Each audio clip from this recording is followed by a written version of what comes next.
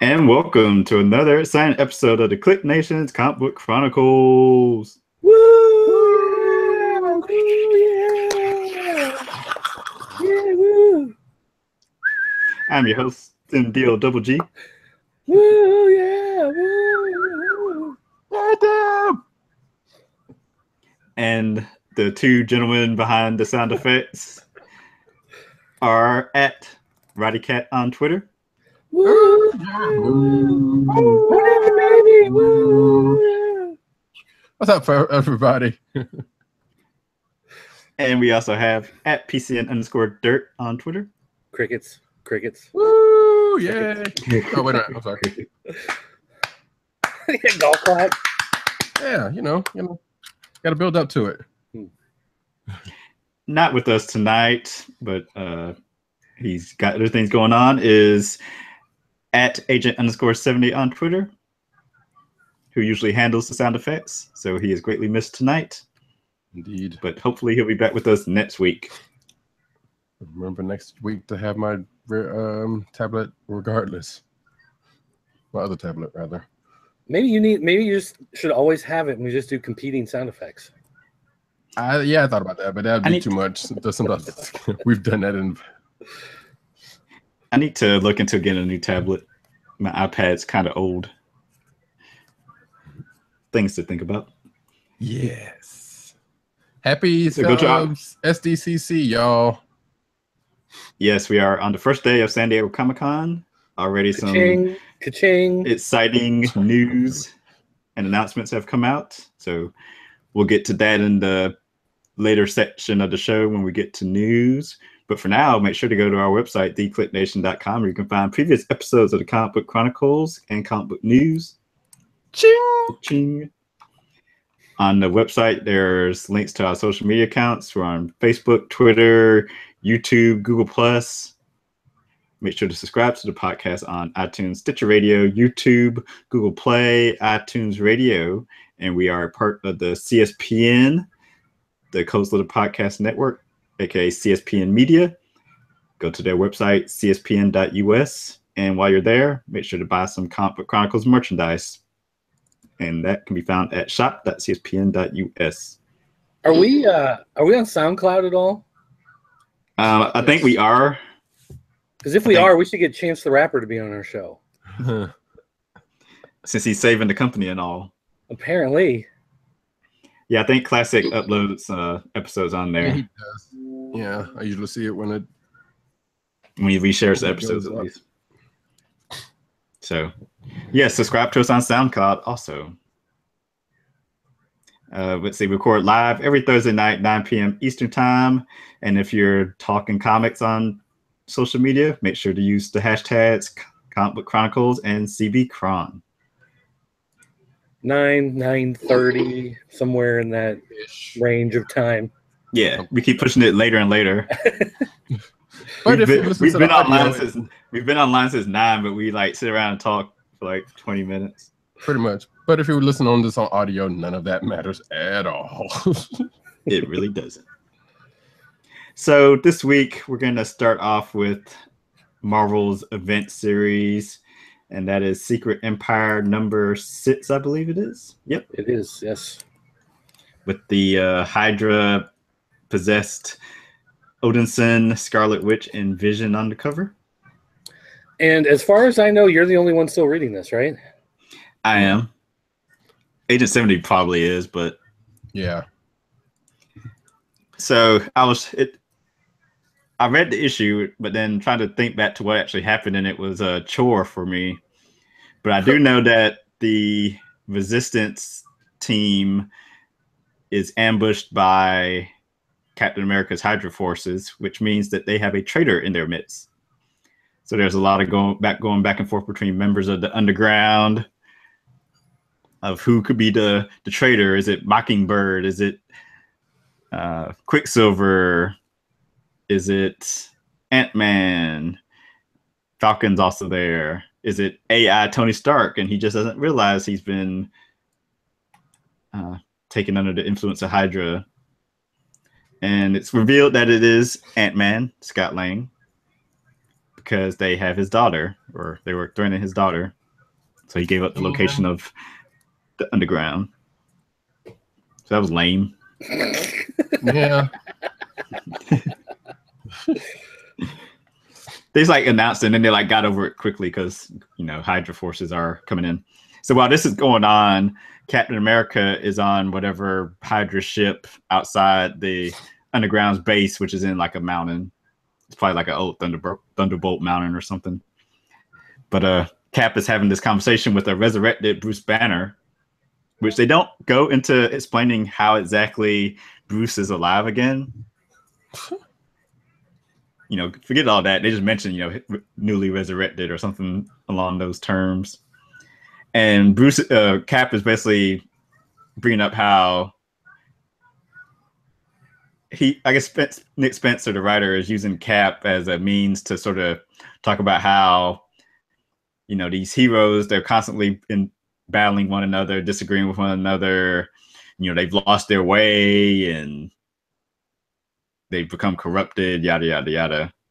So like a meta description of what's been going on in comics recently, or at least Marvel Comics. But also Cap is also trying to persuade Bruce into joining up with him because of all the bad things that his quote unquote friends have done to him, like shot him into space to a planet where he had to go fight for his life and things of that nature. But as Bruce points out, yeah, I'm kind of pissed about what my friends keep doing to me, but you're freaking Hydra. He's like, how long, have I been out of it this long where now like the world is upside down where you're Hydra? And he's like, no matter what, my friends have done to me, you can't be trusted because you're with Hydra now. And like Cap's like, he plays it cool and he's all like, I'm so sad to hear that, but I wasn't talking to you, Bruce. And then like Bruce's eyes light up green. So of course he was talking to the Hulk. So of course the Hulk goes down and smashes into the underground base because Hydra's forces couldn't get past Tony's defenses. They had mystical barriers up to stop Scarlet Witch's powers, and Tony had some tech to keep the Vision out. But obviously he had nothing to withstand the power of a Hulk. So of course Hulk's going through the underground people, and Hawkeye's there, and of course Hawkeye killed Bruce. So like Hawkeye is feeling like all woe is me. So he has his bow and arrow out pointing at the Hulk. Eventually he just like puts it down and like gets on his knees and kind of like gives himself over to like, kill me now. But I think Mockingbird like pulls him out before anything bad happens to him. Just like, snap out of it, stupid. So no death of Hawkeye. We catch up with Captain America at the vanishing point, which has somewhat been spoiled or revealed to be the whatever location that this bearded Cap is at. And also we're introduced to Red Skull, who is also there, which sort of lends precedence to maybe this is some place like purgatory where like dead characters have started heading off to. Maybe, perhaps. Because Winter Soldier, we saw Bucky there, and either the black character a couple of issues ago was either Sam Wilson or War Machine. Couldn't really tell.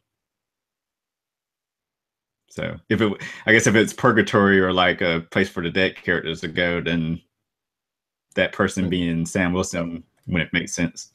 Right. I was about to say, yeah, or is Bill Foster? Yeah. Which I read somewhere that he's making a comeback. But either way, I'll see it when I believe it. Believe it when I see it. Yeah. So that was pretty much the high points of Secret Empire number 6. I forget what the cliffhanger of the issue was. So here's a question. Okay, this is the main book, but I saw a couple of panels from that. I believe it was the Brave New World book that came out this week. Is this before or after that? I wouldn't know. You don't know? Okay. Because I only read the first issue of Brave New World because I wanted to read the story of the Patriot. Or is it Brave New World? It was one of those. I can't remember because all I know it was like Mockingbird and what's that? Brave New World came out this week. If you're talking about the issue of Brave New World that came out this week. I think so. Because it was basically the first couple of pages was like Mockingbird and the team with Ant-Man, and then they were in the Savage Land. So, that happened in Secret Empire Underground. Yeah, okay. So like a month ago.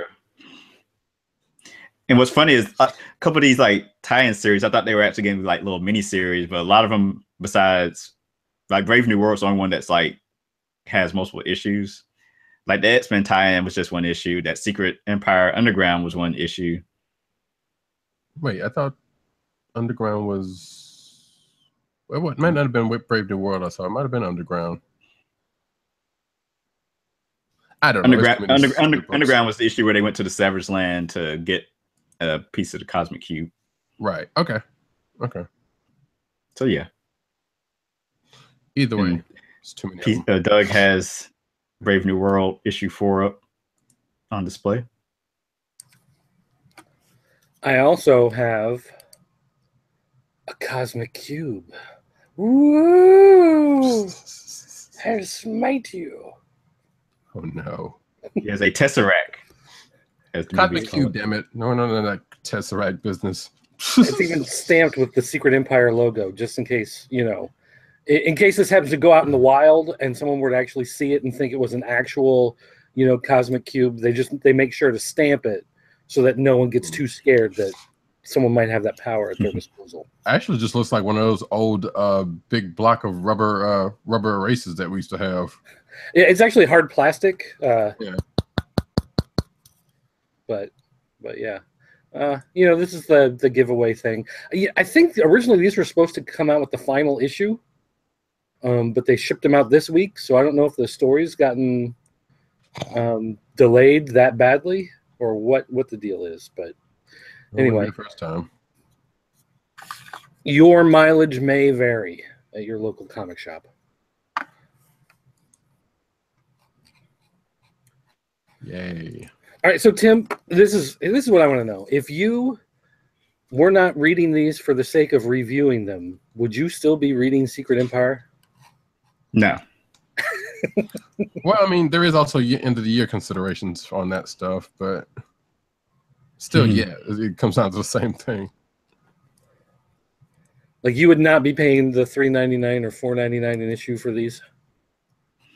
I do like that they're coming out like on a semi-accelerated schedule, so it's not like dragging on. But yeah, I don't know. I picked a different on that one, but I haven't been reading it, so I don't. It feels like it's been going on forever. We've been listening to recaps. Kinda like this. Oh, there's another one of those this week. Yeah. All right. So what else? Yeah, let's keep this train going. Well, you brought up Batman pre-show. I did, which I enjoyed quite a bit. I thought this was a really fun issue. The one downside is that this is an interlude issue, like it says even at the top of the issue, at the top of the cover, that it's the War of Jokes and Riddles interlude, and it does more or less just kind of kill some space. It really doesn't do a whole lot for the actual story of Riddler versus Joker itself, except for the fact that it expands the universe a little bit and gives you background on I was going to say C list, but D list, or maybe even an E or F list DC Universe villain, Kite Man, and how he gets pulled into the whole war between Riddler and Joker. And it was one of those things where I started reading it, and at first they don't really tell you who he is. It takes a while before you figure out that that's actually Kite Man. So at first you think it may be some low-level thug guy, and you're just kind of reading, this is kind of interesting, whatever. And then as it goes along, you're really sympathetically drawn towards this character. And then you find out it's Kite Man, the guy you've been laughing at every time that he's been thrown into these appearances over the last couple of years in the Batman books. And you know, you really start to feel bad for the guy for the stuff that's been happening to him. And, you know, he gets thrown into the middle of this war between Riddler and Joker. And by the time it was done, I was pulling for him. Like, I actually wanted Kite Man to succeed, you know?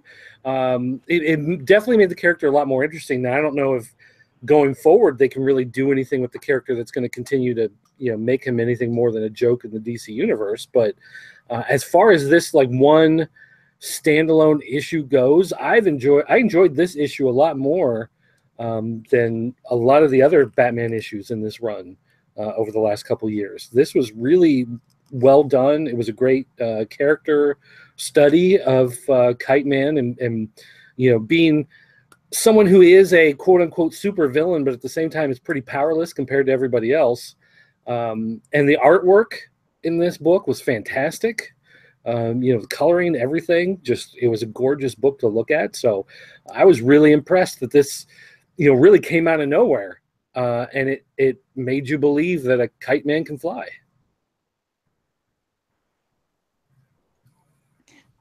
Well said. But yeah, I agree with your, like, so far it's only been what, 2 parts of the jokes, War Jokes and Riddles, and we're already like doing interludes. Started in 25. I feel like it should have been like in the middle portion of the story. I don't know. I mean, I don't. Depending on how the rest of, you know, the War and Jokes and Riddles goes, I mean, who knows if it would have fit anywhere else. And they probably needed, you know, Kite Man. The way this book ends, it looks like he's going to be a player of some part within the whole storyline. So they probably needed a way to give you the background of the character, so you would understand why he's, you know, suddenly going to get what looks like to be a prominent position in the middle of the story. But in doing so, they just crafted a really well done issue. Mm-hmm. But it was still a fun issue, like you said. Yeah. I hope Kite Man that keeps reappearing, like throughout King's Run. He's a fun character just because, you know, he's like Paste Pot Pete or Stilt Man, or, you know, one of these guys that you never expect to really amount for anything, but he's always there to, you know, to be a foil at the wrong time, show up at the wrong time, whatever. But this shows that you can take any character, and as long as you write the, you know, the correct story for him, you can make that character matter. So definitely a thumbs up on this issue. Mm-hmm.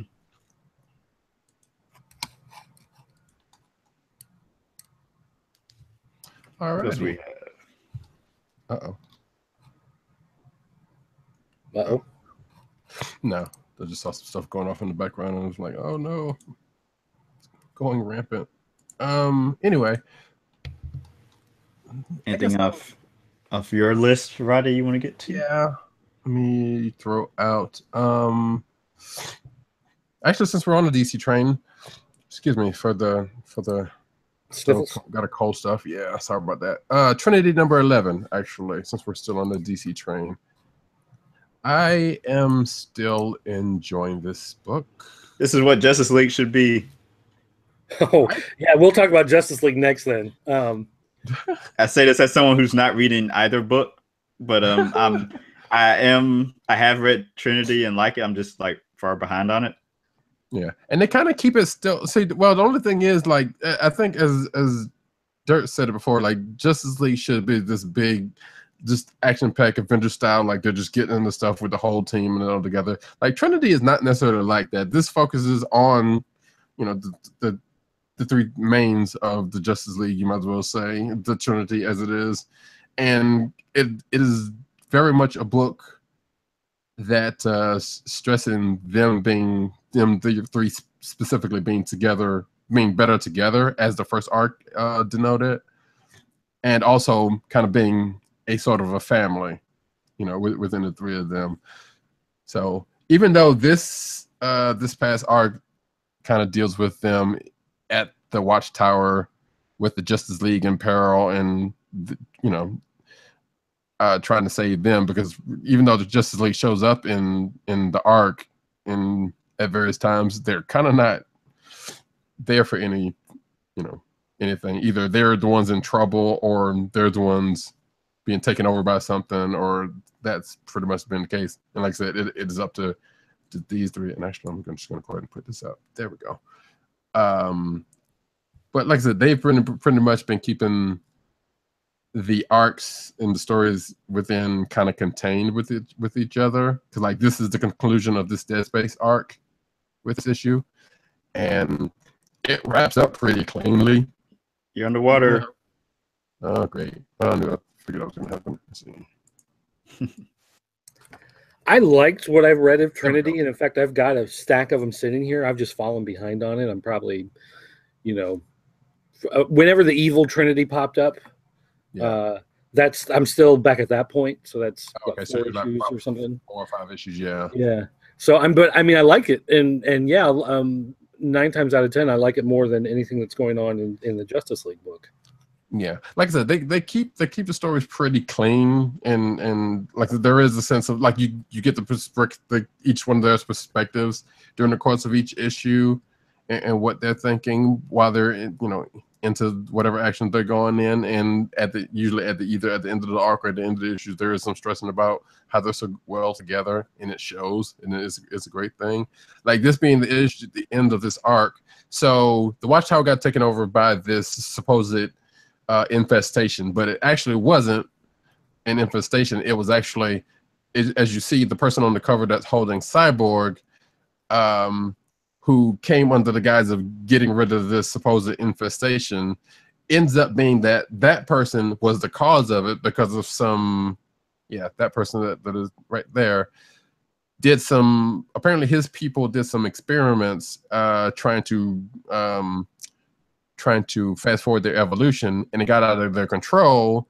And because of that, they broke some intergalactic treaties, which apparently the Green Lanterns would frown upon. So this person was trying to go ahead and clean it up, but the quote unquote infestation was another life form, and they were just trying to defend themselves, and are still trying to defend themselves from being wiped out. From whatever mistakes that this person made. So at the end of last issue, Wonder Woman gets taken control of by one of these aliens, but not really, because she had the lasso of truth, which tells her pretty much everything that was going on with those aliens and this alien that's been trying to come and wipe them all off. So this alien was trying to basically get them to wipe themselves out by crashing the Watchtower into the Earth. Which in this issue, it does come to Earth, but they end up landing on a LexCorp building. Oh no. Oh yeah, and that's the other cover that is being shown, which I think is on the inside of the digital cover.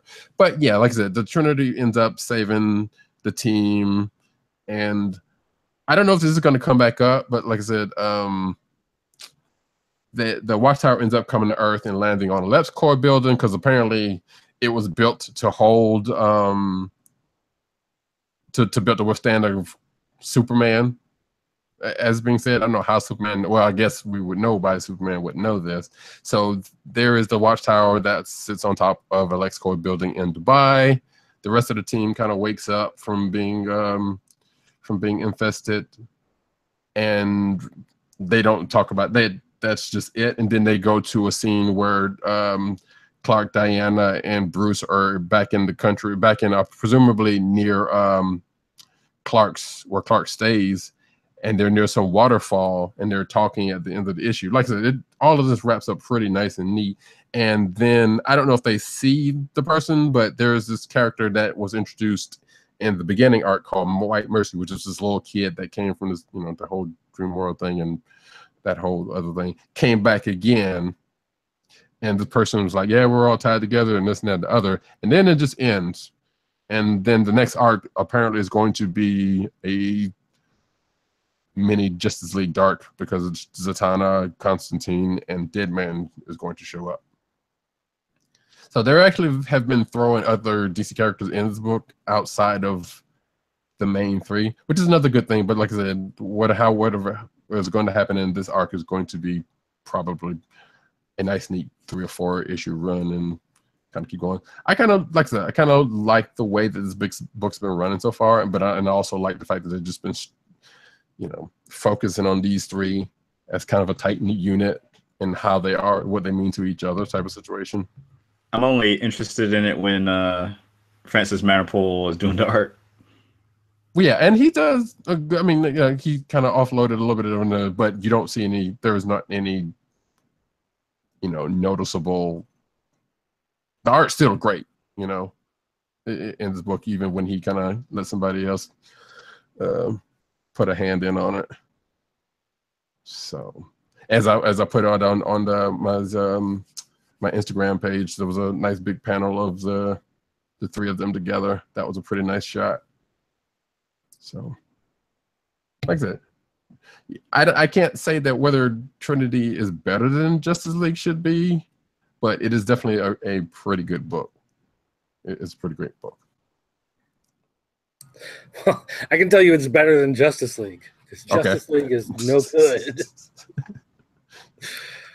Okay, so let me jump to Justice League here. Forgot you said we were doing that next. Well, and I'm probably going to give it more attention than it deserves here, but it's just bad. Like, it is just, no. And it's not like it's not like it's inept bad. It's just trying to do more than Hitch is really able to do bad. I guess is a good way to put it. And it's his 25th issue. It's supposed to be like the big one. It's the extra size anniversary issue for a whole extra $1. And it tries. Okay, so of course, Rebirth, right? This is the era of Rebirth. This is the DC Universe Rebirth, and we're getting all of that stuff. So this story is Reborn, because Reborn is part of Rebirth. And recently, one of the storylines, they're like these time traveler people that have these crystals that sing to them and tell them, how to manipulate time to try to save people and stop these nightmare scenarios from destroying everything. And this one lady who was part of this time travel team, she didn't know how to stop it and how to get people to do what needed to be done. So she just went out on her own, and she was manipulating people and whatever. And so they've decided to lock her away because she's no longer safe. So in this issue, she's having this conversation with Batman. And, we've known ever since the Rebirth special, how long ago was that? Almost a year ago, 2 years ago? I mean, a little over a year ago. Year and a half, maybe? May of last year, I think. Okay. So a year and a couple months. And so they're having this deep philosophical question, conversation, and she says every force has an opposite, balance, and not just your heroes that get a second chance at life. And Batman goes, "Is this why you asked to talk to me about resurrections?" And it's like full of this dialogue where it's resurrection and rebirth and reborn and another chance and an anti-chance and an anti-birth and a destruction and like it goes on and on throughout while this story is going on. It goes back and forth in this conversation, and it spends the entire issue to say absolutely nothing. Like it tries to be so deep that it ends up like just surface level light, doesn't express anything, doesn't accomplish anything, doesn't say anything. Just here's the important information you get out of the conversation. Someone is behind manipulating the universe, and they may not be a good force for the universe. Hey, guess what? We got that in the Rebirth special that came out a year and however many months ago. We kind of got that with the whole Flashpoint thing when the New 52 even started. We knew there was some force behind it. There was something else there. So he spends this entire issue with this old villain who died, eons ago at the hands of the Green Lantern Corps, and now he's being reborn and resurrected, and you got to kill him, and you got to destroy him and destroy all his people. And the Justice League are like, no, we're going to find a better way, and we're going to find a way to stop him without killing all these innocent people that he's taking care of. And and so like it's supposed to be like this, they're fighting this creature that's coming back to life but finding a better way to stop it and to put it back down. It's supposed to be like this allegory for the DC universe, and you know, in the darkness of the DC universe, and how they have to struggle against the DC universe, and how it was you know, rebirth, and everything gets reborn and you have this new chance. Which great, could you not have done this like in issue 1 if you want to kick things off with, you know, talking about rebirth and being reborn? But a year and 2 months, 25 issues into it, like, we got it. Like, we're past this.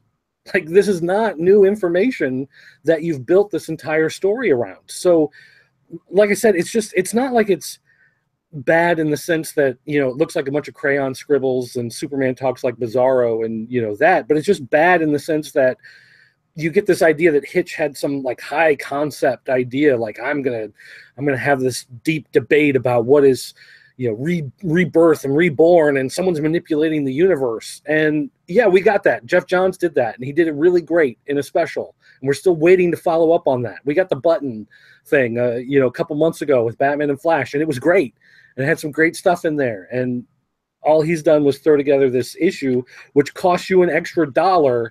That does absolutely nothing, says nothing, doesn't grow the characters, doesn't move the characters, doesn't add anything to the story.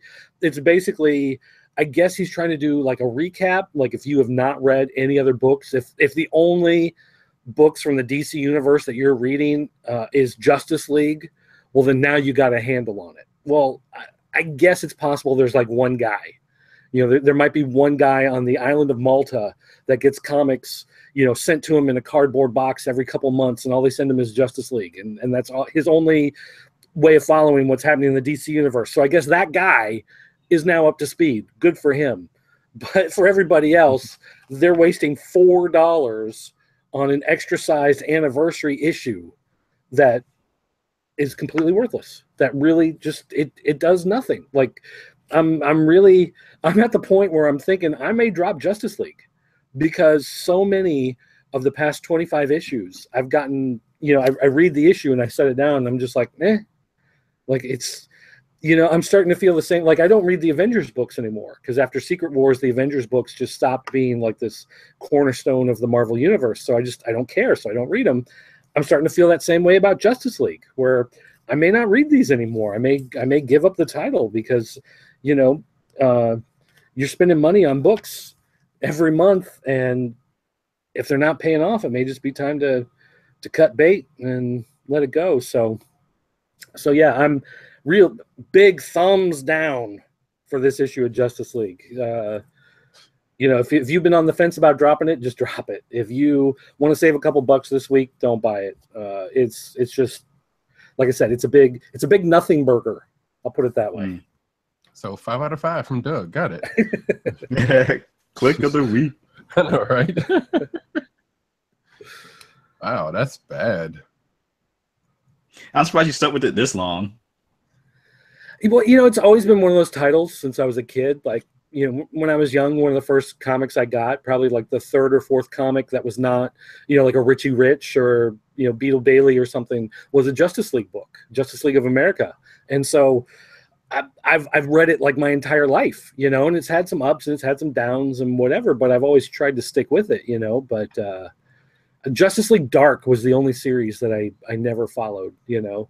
But otherwise, every Justice League United, Justice League of America, although the new Justice League of America I've given up on too. So, yeah, probably going to end up. Yeah, I've fallen behind on Justice League of America, though I want to get caught up with it. But I say that about a lot of titles. Actually, I'm dropping. I'm probably going to drop this, but I've started picking up Red Hood and the Outlaws, so I need to get. That is up. good. I like Red Hood. That book's like, I've got the last maybe 5 issues of that sitting here to read through. I'm going to give it a shot. That came out last week, I think, or this week, I forget, but I haven't read whatever the latest issue is yet. Yeah, it had that Death of Superman knockoff cover. Yeah. I ended up grabbing. It's nice. It's a nice, fun little series. That and the one before it, Red Hood and Arsenal. Yeah, that was great. Too. Yeah.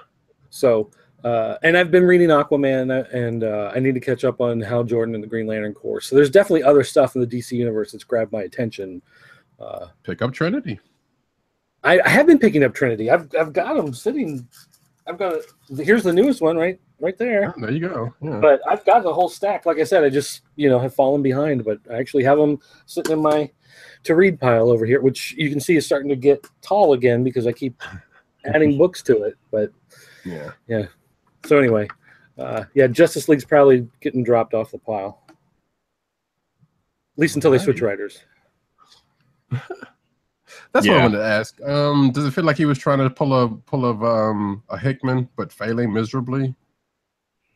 Yeah, well, like I was saying, like Jeff Johns, I said did the same thing in the special. Like I got this feeling that he's looking at the DC universe and he's looking at Rebirth, and it's the anniversary issue, and it's extra size. So he wants to come up with some deep allegory, this story of how they're going to do things differently than the way things were done before. And he's like, he tried to be so smart that he ended up writing something that was pretty stupid, and it just, I just don't think he's got the chops. I'm trying to remember what was the other. He did a Batman book a couple years ago, and it was one of those where it was decent, but it wasn't the main Batman book. So you always looked at it as kind of like a +1 title. You would read Batman, and then there was like this +1 title on the side that he was doing. Was it like Ink or Batwing, or one of those? Maybe it was Batman Ink. Yeah, I think so.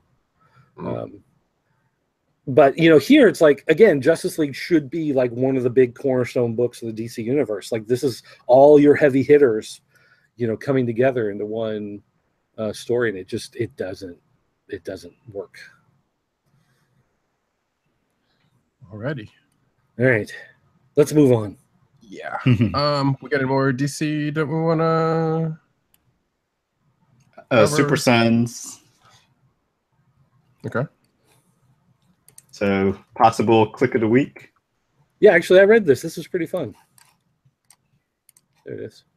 And I will keep reading this as long as Tomasi's writing it and Jorge Jimenez is drawing it, because both of them are spectacular. So Clark and Lois have relented and or they allow Jonathan Kent to go on patrol with Robin, Damian Wayne. They figure it's better to give him a little freedom than to restrict him so much where he's like breaking rules and getting himself in trouble.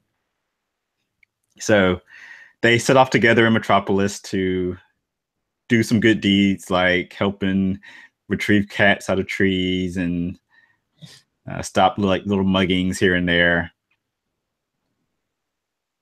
I'm trying to remember what happens after that now. Jaywalker.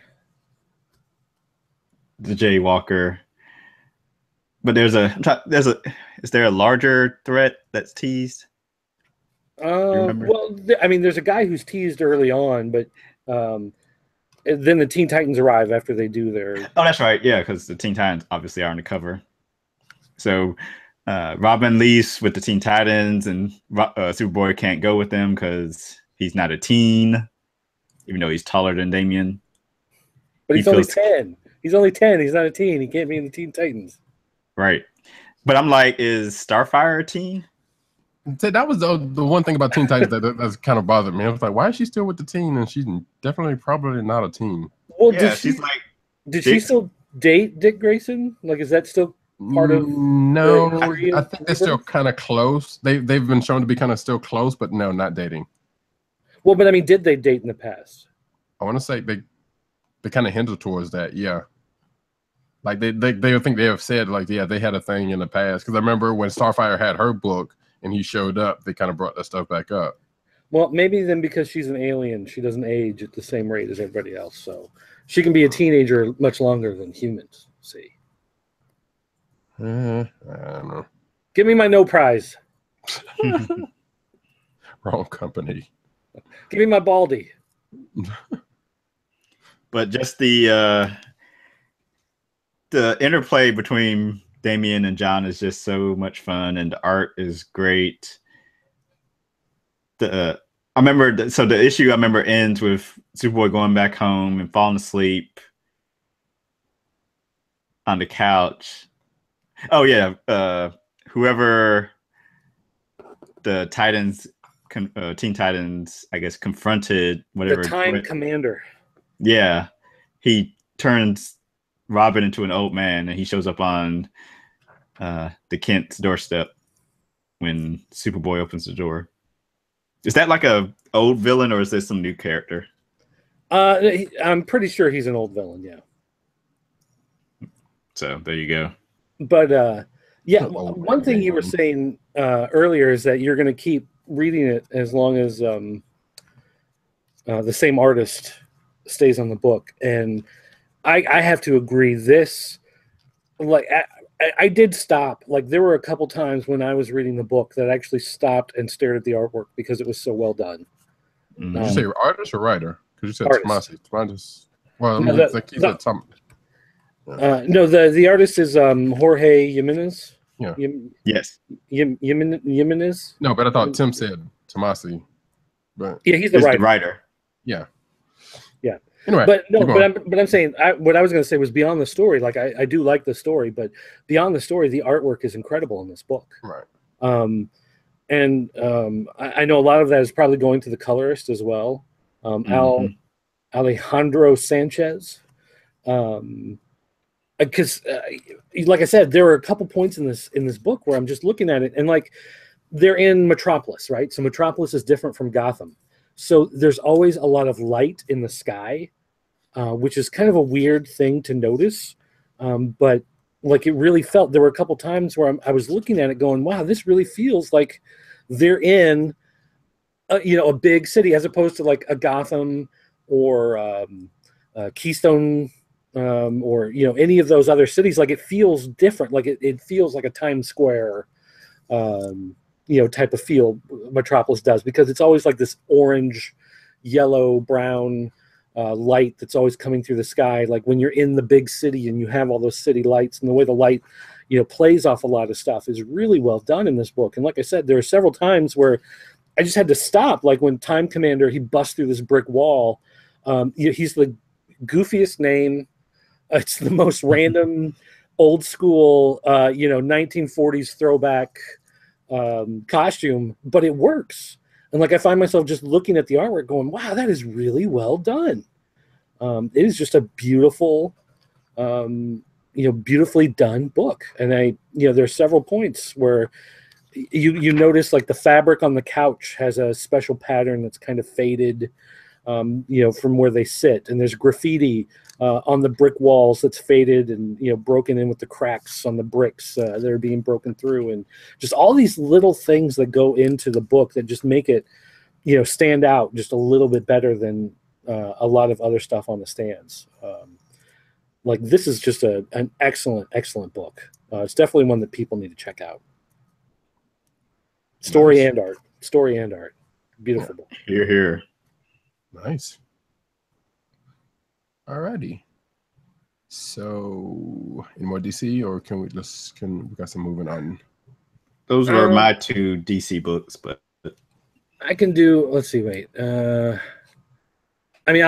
can save it for rapid fire. Okay. Cool. Well, let's push on then to. Actually, I want to bring up Ultimates 2 number 9. Actually. So. Yes. Actually. So Ultimates, like, you can always tell when Al Ewing's having fun on a book, and you can kind of tell this with U.S. Avengers a little bit more. But he has this big toy chest that he's been playing with for the last few years, and sometimes a good bit, and sometimes he just kind of brings stuff up and kind of drops it. But nevertheless, there's always something going on with it. That being said, I guess if the only complaint I would get if I had one about this book out of the way before I go into it was that the Ultimates seem like they're a side character in their own book. Because most of the last few issues have pretty much been more Galactus focused and what he's been doing, and he's been pretty much getting Eternity Watch together, consisting of like Ego and Psyhawk and a couple of other folks. And in this issue, they're all together, and they literally kick in the door on these what they call the Dark Celestials, which is pretty much Logos, which was the which is an amalgamation of some law, not Law and Order, but Order and Chaos and that whole thing. And the first Firmament, which I guess is a remnants of one of the first universes that happened. So Galactus goes in there and they start a fight with those folks in pretty much this side space of the universe, whatever. At the same time, we have Evil Reed Richards, aka the Maker, going to Counter Earth to talk to High Evolutionary, whose name I just found out his name is Herb, or maybe I knew that and just blanked it out. But I just found that kind of silly. So anyway, they're watching this whole fight some kind of way, but not only watching the fight, but they're recording the data from it. And this doesn't go unnoticed because Galactus and all of them being cosmic beings knows this. Galactus is like, after being told who's watching them, and he's like, High Evolutionary, I know that dude. And then he just kind of was like, you fool, don't, whatever. Because apparently they finally figure out something's going on. But by the time they figure it out, the Maker is kind of gone with his plan. And that seems to be what I thought it was like remaking the multiverses, but apparently that's still around. But making one universe and kind of folding it back in, which, if you've been reading Ultimates, ends up tying back into the fact that Eternity was in chains and the first Firmament is pretty much trying to take over on his own. And there's no real telling whether the Maker is working with the first Firmament or whatever the case may be, but a little birdie's telling them to do some stuff and he's doing it, whatever. So what ends up happening in this book, while Galactus and them are fighting, the Maker, and I guess spoiler bells should be rung here, which I guess if I have that up. Ding dong. There you go. Now to keep me from having to bring it up. Feeding energy to Eternity, which Eternity ends up breaking out, but as he's doing that, Galactus is like, "Hey, don't do that, because if you do that, then the super space where Galactus and them are fighting in will be destroyed." And sure enough, that pretty much happens. But it also turns out to be a trap, because as Eternity's breaking out, the first Firmament's basically who seems to has been gathering energy and feeding off of what little scraps it's got, is now starting to feed on Eternity. So from what the Maker says, he just made one universe and brought back a whole bunch of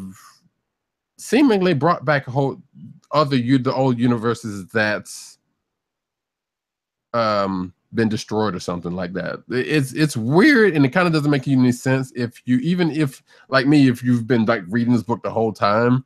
It's almost like when we were reading Infinity, and Hickman was kind of doing all that long con stuff, where just bringing up stuff and stuff's been happening. You don't know what was gonna go on with it, and this and the other. I like Ewing's kind of been doing that here, and some of it's starting to pay off. Like, yeah, and they talk about actually they bring up the Ultimates who were fighting to try to get back on Earth because the shield is up because of Secret Empire. So they bring that up and this and the other, but that ends up being a side case to this. And like I said, Eternity breaks out. The super space presumably may be destroyed. The first Firmament is doing this thing. But before that happens, Galactus tells the Shaper of the Earth, the Shaper of Worlds, goes to go find the Ultimates and take them somewhere. And sure enough, he goes to Earth, does that, and they disappear to somewhere while in between Chitauri waves or whatever the case may be. And we're not entirely sure where they are yet.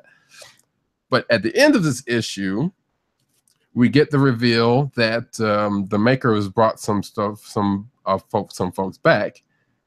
And apparently this next issue is going to be 100th issue, so which means that they're bringing back the classic Ultimates from the Ultimate Universe, because we see them at the last page of this book. This is how they can justify using those issues from the Ultimate line in their legacy numbering in a couple months. That seems to be the case. So yeah. So apparently, what it seems to be setting up is our team of Ultimates is going to go up against the OG Ultimates next issue, and whatever this other far-reaching stuff, is happening. Like, the book's still been good, but it's I don't want to say it's a little dense, but like you definitely have to kind of pay attention to what's going on, because there's some stuff like even when the first Ferment came out, I was like, who is this person? What is this? What's going on here? And then whatever. And like I said, Ewan's been using characters that have been giving me giggles. Like I said, Cyhawk from New Universe, type of situation is going on here. And the book's been good, but it is kind of, like I said, hard to follow what's going on with it, because it's like, okay, clearly there's something big that's going on here, but you don't really get the sense of that until something actually pops off. But you don't really know how it's going to resonate through the bigger issues, and we kind of still don't, because it seems to be contained in this book. Now, whether it's going to fold out into whatever's going on, after Secret Empire or not, we don't know. So it has been a whole thing. Oh, and by the way, and meanwhile, T'Challa's on Earth talking to the White Tiger God, and we're about to fight him for whatever other reason. So Black Panther versus White Tiger? Yep. So yeah, that is Ultimates 2 number 9. I've enjoyed it. I'd say it's a potential click of the week. So.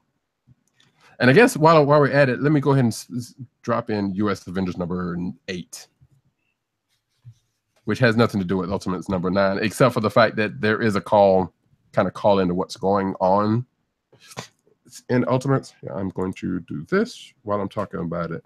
But the main thing, the main gist of the story, as the cover would suggest, actually kind of plays out like that, because Tony Ho's been captured by Hydra, and this is after also Roberto DaCosta's been shot in the head with apparently an energy bullet, but he's still alive, just doesn't seem like for very long. So we see Tony Ho in a situation that her father, Jensen Ho, was in with Tony Stark. You could almost take this as a legacy issue, and it kind of reads as such, because you spend the whole issue with her kind of going back into her past, finding out that her father's dead, and her feelings about that. And then the rest of the issue is like, okay, we need to get out of this.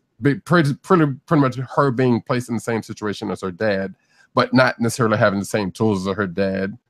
So she kind of has to, figure things out. Like I said, she's in the same cell as Roberto, who's dying from his wounds, but his sunspot powers is kind of going overactive, and his Mpox is flaring up. So she's basically spent the whole issue trying to figure out how to fix that, which she does, and she doesn't have to die. Spoiler alert, like her dad did. So that was the part I was kind of worried about, because like I said, last issue kind of called that up, and I was like, oh no, they're going to kill her off, and they didn't. And now, so she fixes Sunspot.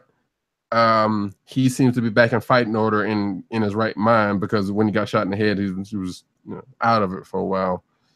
But like I said, just as the original Iron Man got his original suit, Roberto got something that helped him get back into fighting shape in a similar matter. And that was the gist of the story. But then you see little things like there's a page where Cannonball's still out in space. He's not dead because he was shown to be blown up by when the Chitauri wave happened, but that didn't happen. He got kidnapped and he's being sold off to some slave auction or whatever. But apparently there's this human guy or human sounding guy that is there named Howard Mason or something like that. I don't know if he's somebody of note, but he's apparently, since they brought him up for a reason. And so that's going to come up again. And then there's the other side of the story where Squirrel Girl and IQ are in France because they got transported last issue, and they're fighting Hydra. And they ended up teaming up with Captain Britain, Faiza Hussein, Outlaw, Guillotine, and a couple of other people. And they're basically trying to take back France from Hydra in this base.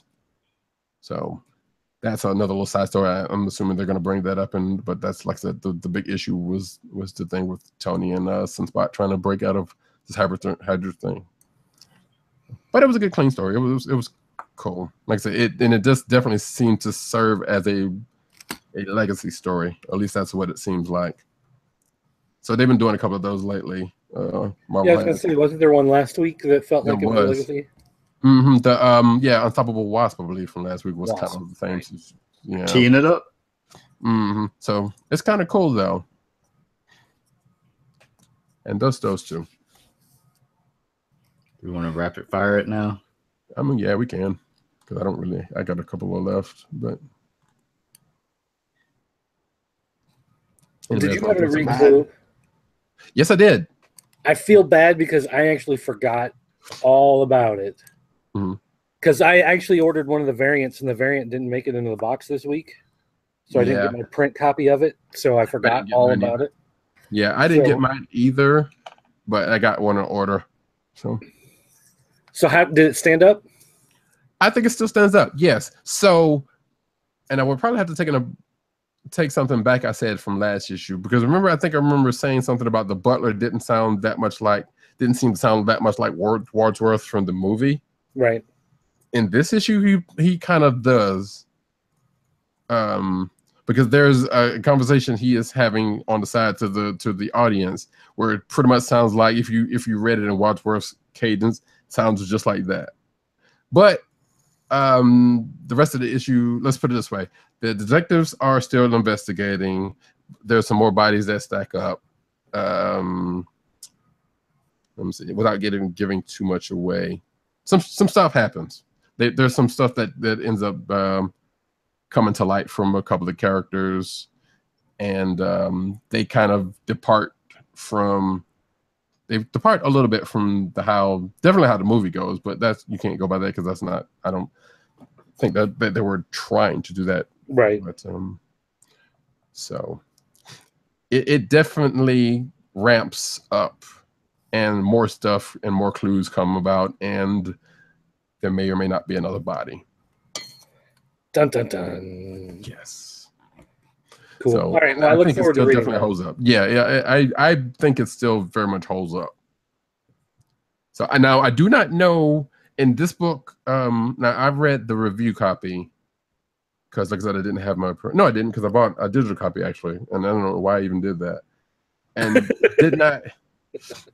it did not have the extra pages like the last one did, with random endings. Right. In fact, let me go back and make sure of that, because I'm pretty sure I read to the end of it. Yeah, because it goes into some Back to the Future thing, whatever. So they don't definitely keep that part up. But that doesn't necessarily say that no, actually, because they would have, because the Butler Raider would have called attention to it if they had. So just real quick. I don't know. Yeah, so I don't know if the if buying the variant is going to net any other differences in that, unless It was just more along the lines that the variants are like these character. There's like two characters standing side by side, and when you put them together, it makes like a long single image. And so, but the first issue also did have those extra pages where they had different endings, or different clues to them. So. Where's our review copy? Let me double check this here. Clue number 2. There we go. Yeah, I started reading that review copy, and then, like I said, I just ended up for some stupid reason buying it. And so technically, you're buying a second copy. Yep, pretty much. Yeah, the ending of this is the same as the other one. So yeah, there's no bonus stuff on that one, which is fine. You know. Yeah, just kind of interesting. Yeah, like that. It didn't seem like that wouldn't have been viable to try to hold that up from, like, it was good. That first issue was like, okay, that was a good setup, but you would also think that would be something they would be saving for the last issue, which probably wouldn't make sense at this issue because there's only going to be 5 issues, if I'm not mistaken. Maybe the entire issue will be different depending on which cover you buy. That's actually probably. I mean, they could very well do that. Choose your own destiny. Kind of. I mean, that's how the movie went. So, and it was kind of weird that they just went out the gate and did like 3 different kind of, things. So it could very well. We will see in a few months. But yeah, still enjoying it. If you're a fan of, no. Well, if you're a fan of the movie, I love you to death because I haven't met, because I haven't met too many people who wasn't. But that's not saying that you would have to be a fan of the movie to enjoy this. It would probably help, but. All right. What else do we have? I guess are we officially in rapid fire? Yeah. Let's see. Mighty Thor number 21. Yep. Someone using a sewing machine there? What happened? No, that was that automatic gun sound effect. I guess that was the wrong one. Who knows? But this focuses on the new War Thor beating down some flame gods or flame villains who are raiding one of the 10 realms. He runs across Shield agent Roz Solomon, who it takes the hair for her to, the red beard for her to recognize who this person is. Along also, Volstagg journeyed with her on the secret mission they went on. So she tries to reason with Volstagg, but he just wants vengeance for the elf kids that were killed in front of him last issue. And we see Odinson with Jane Foster, who has become ill from her cancer, and changing back and forth to Thor doesn't help the situation any. But the Hammer shows up and speaks, because the Hammer can speak to Jane, lets her know that there's trouble in one of the realms. So she goes off to do her duty, and that's where the issue ends. Art from this issue is Valerio Schiti. Russell Donovan does the cover there that you see. Very nice cover. Astonishing X-Men number 1. Just now getting around to talking about this one. Yes. Big book from Charles Soule that's going to have a different artist on each issue. And the villain is the villain from the Legion FX series, and that is Shadow King. I was about to say, have you been watching that? Have you watched that series? No, not actually. Just remembered. I need to see. It's on streaming, I think. So I guess I can still watch it. I think they took it off the FX app at a certain point. But they actually had their panel tonight was at San Diego Comic-Con, was the Legion panel. But Shadow King is the villain here. He's attacking all the various psychics in the world. And of course, he gets to Psylocke, who is one of the world's greatest psychics. Is she? And she starts to lose control. And as this is happening, she sort of reaches out and puts out like a distress call to any familiar minds that are nearby in the area. So she's in London, and there's a couple of different X-Men sort of in the area, like Rogue and Old Man Logan are flying the Blackbird. like cross country, and they're sort of in the area, so they get alerted. Gambit's working with who's the dude in the white mask? Phantom X. Yeah, he's working with Phantom X on a job, stealing some stuff, which is actually interesting because Gambit, she reaches out to Gambit, but she doesn't reach out to Phantom X, and that's because of their shady and complicated past. They had a thing, yeah. Yeah. Bishop is nearby, so he gets picked up. Who else is here? Angel. And actually, one other character who isn't shown on the cover shows up near the end. So they show up to help Rogue, or not Rogue, but Psylocke, who's her powers have like manifested into like this big, huge psychic butterfly that's like attacking some building. So they have to try to stop it. What they end up doing is Rogue touches Psylocke to siphon the powers off, but the energy she's she's putting out is too much for her. But Bishop can, harness power and redirect it. So she kisses him so he can leech off the power, and he shoots it into the air, and then that sort of stops everything. Psylocke catches gets everyone caught up on what's going on about it being the Shadow King wanting to do all these bad things to the world and doing it with psychics. So she is going to take some of the X-Men into the psychic astral plane to confront Shadow King. She ends up taking everyone except Bishop and Angel. They're going to stand watch while everyone, of course, is just like laid out on the ground as they're in the astral plane, because there could, any threat could come, because Shadow King could possess someone else out in the real world and send them to take them out while they're unconscious in the astral plane. So someone needs to be on guard. Angel is still like a pacifist kind of dude. He's trying to keep the Archangel persona from coming out. So there's that. And then the other character that shows up after the fighting is over is Beast. And he's one of the members that goes into the astral plane. And then we see, as the issue ends, we see Shadow King talking to someone off panel that he has like chained up, and it's, spoiler alert, Storm. Ding dong. Ding dong. Professor X, because you're dealing with psychics. Oh, wait, what? Charles Xavier. Isn't he dead? Yeah, that's what I'm saying. Well, that's where I'm like, is this just like an astral? Is Xavier's, when Xavier died, was his astral self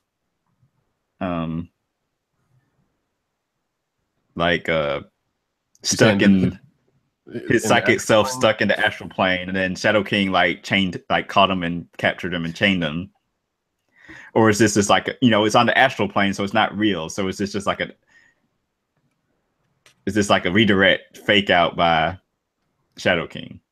I mean, there's been times in the past where he's shown up to like specifically Rogue, but that's like in a dream or something, because like basically you can't trust what you see on the astral plane. Right. That's weird. You have to keep watching or keep reading to see what comes of this. Now that's the question. Will you keep reading? Yes, I will. And the last book, the villains back. That's for sure. These in this X-Men books lately. Well, yeah, it's the legacy. Go back to the basics. You got Mojo coming back, and oh no, Shadow King. I got two more books. Invincible Iron Man #9. Ironheart versus the woman that's taken over Latveria. We find out some interesting things regarding AI Tony from Friday. Kind of like teasing, I think, some future story, at least one future storyline of like maybe this AI Tony might be something that folks need to pay attention to, because whereas she's an actual like AI the AI Tony is his actual like consciousness, like downloaded into like machine form. So like for all intents and purposes, that's Tony, and he doesn't have like any like prime directive like she does. So they spend a little too much time like talking about that. So I feel like that's gonna play out later. Oh, and Ironheart defeats the lady. I forget. I don't remember her name. It's like Lucia von Barda, something like that. But anyway, Ironheart wins, so like she claims herself as the new ruler. And that's gonna go well. Yeah. And Royals number 5. They deal with Ronan the Accuser. Marvel Boy like reveals this part of the secret of that the Kree have like hidden, as far as like who Kree created the Inhumans, but who created the Kree. The Supreme Intelligence is back thanks to him, at least a version of the Supreme Intelligence. And in the future, there's a accuser with the last Inhuman, which we learned the last Inhuman is actually Maximus. And I'm assuming the accuser looks a lot like like an older Marvel Boy. So I'm assuming that's who that is. And then we see at least one of the creators of the Kree, the progenitor, as it ends. And that's been teased in the Marvel Legacy whenever the Royals get to that portion of it. And I'm done. Joy. Well, I can go next unless you want to, Dirt. Well, go ahead if you're ready. Go. All right, cool. So, I only have 3 books, and we'll go with Time and Vine number 1. So I mentioned this to you guys earlier today, and this is going to sound really reductive, but I pretty much described it as Doctor Who with a winery.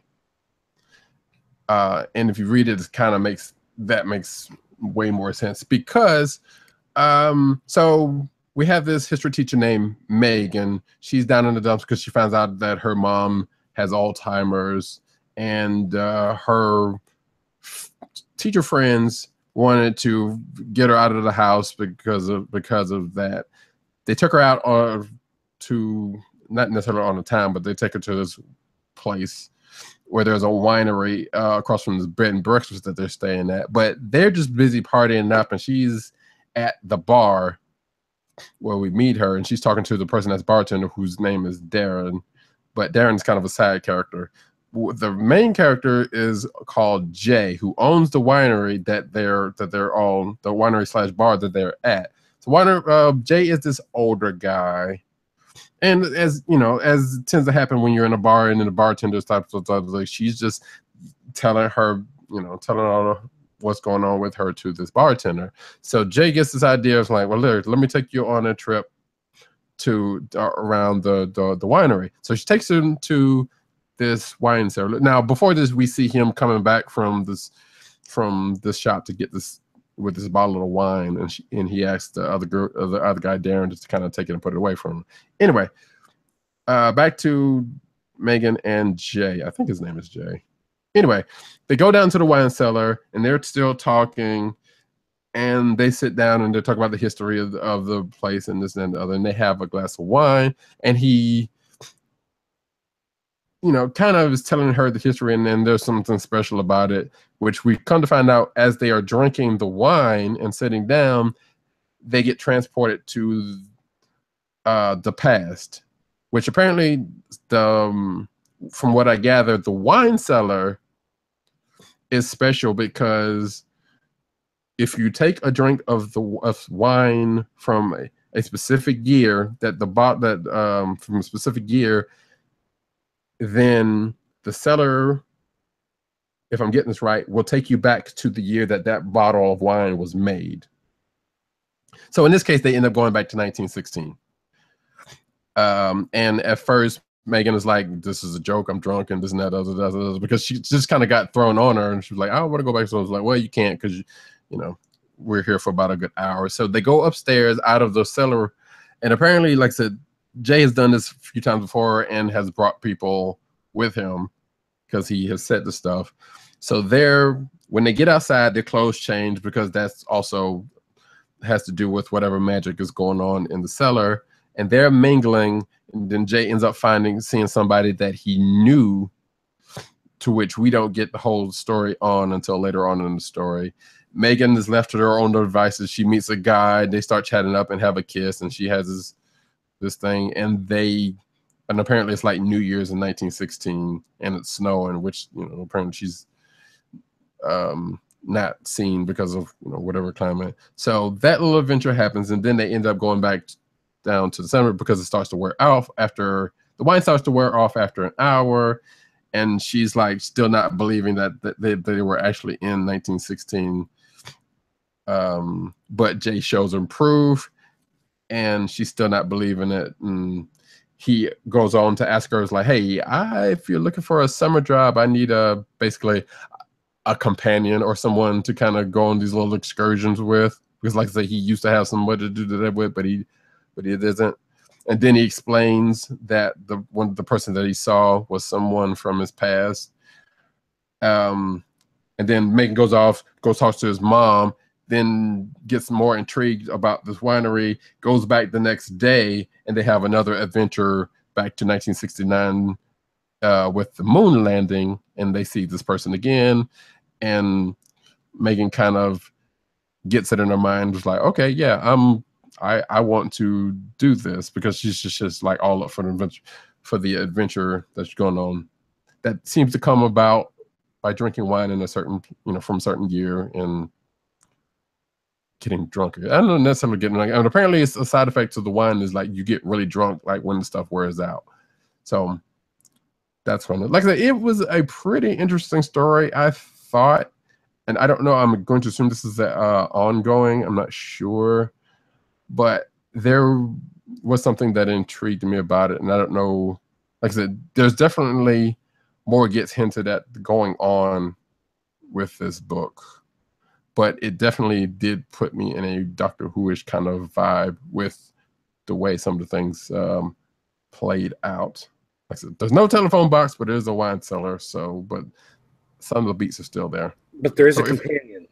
And exactly, there is a companion. So that was the thing. I was like, oh, okay. So and the other guy that works with him knows all the stuff is going on. So that's kind of like the other companion that sometimes is with him. Even though he wasn't on the trip, but he kind of knows everything that's going on.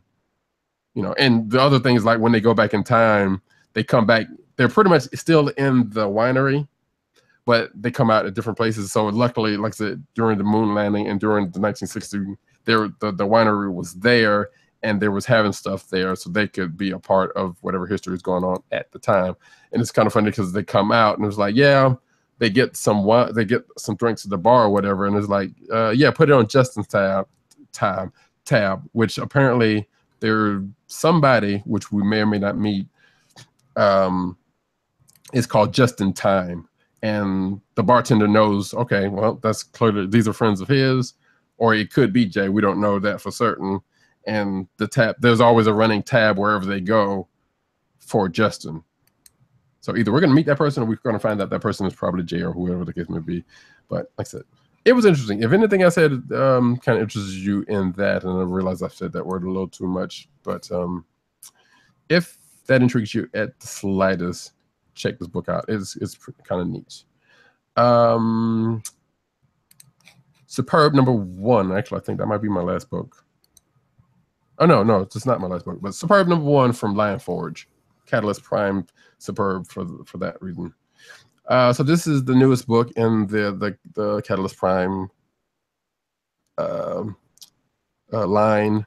We get introduced to Kayla and Jonah, and they're going to school. What we get the sense of is Kayla and Jonah were friends when they were little. Kayla moved away and then came back into town, and come to find out her parents are working for Foresight, which is the big company that you can say is responsible for the big event that is happening in that whole universe. Meaning, you know, people getting powers and Lorena Banyan trying to doing whatever she's doing over in Noble. But we meet these two characters. We find out Kayla's tie to Foresight, and we also see pretty much a ground level of what's going on. So this is pretty much knee deep in the mutant hysteria type of situation. So they're in school and they're going through what seemed to be a metal detector, but it's not. It's actually a test to see if anybody's special or gifted.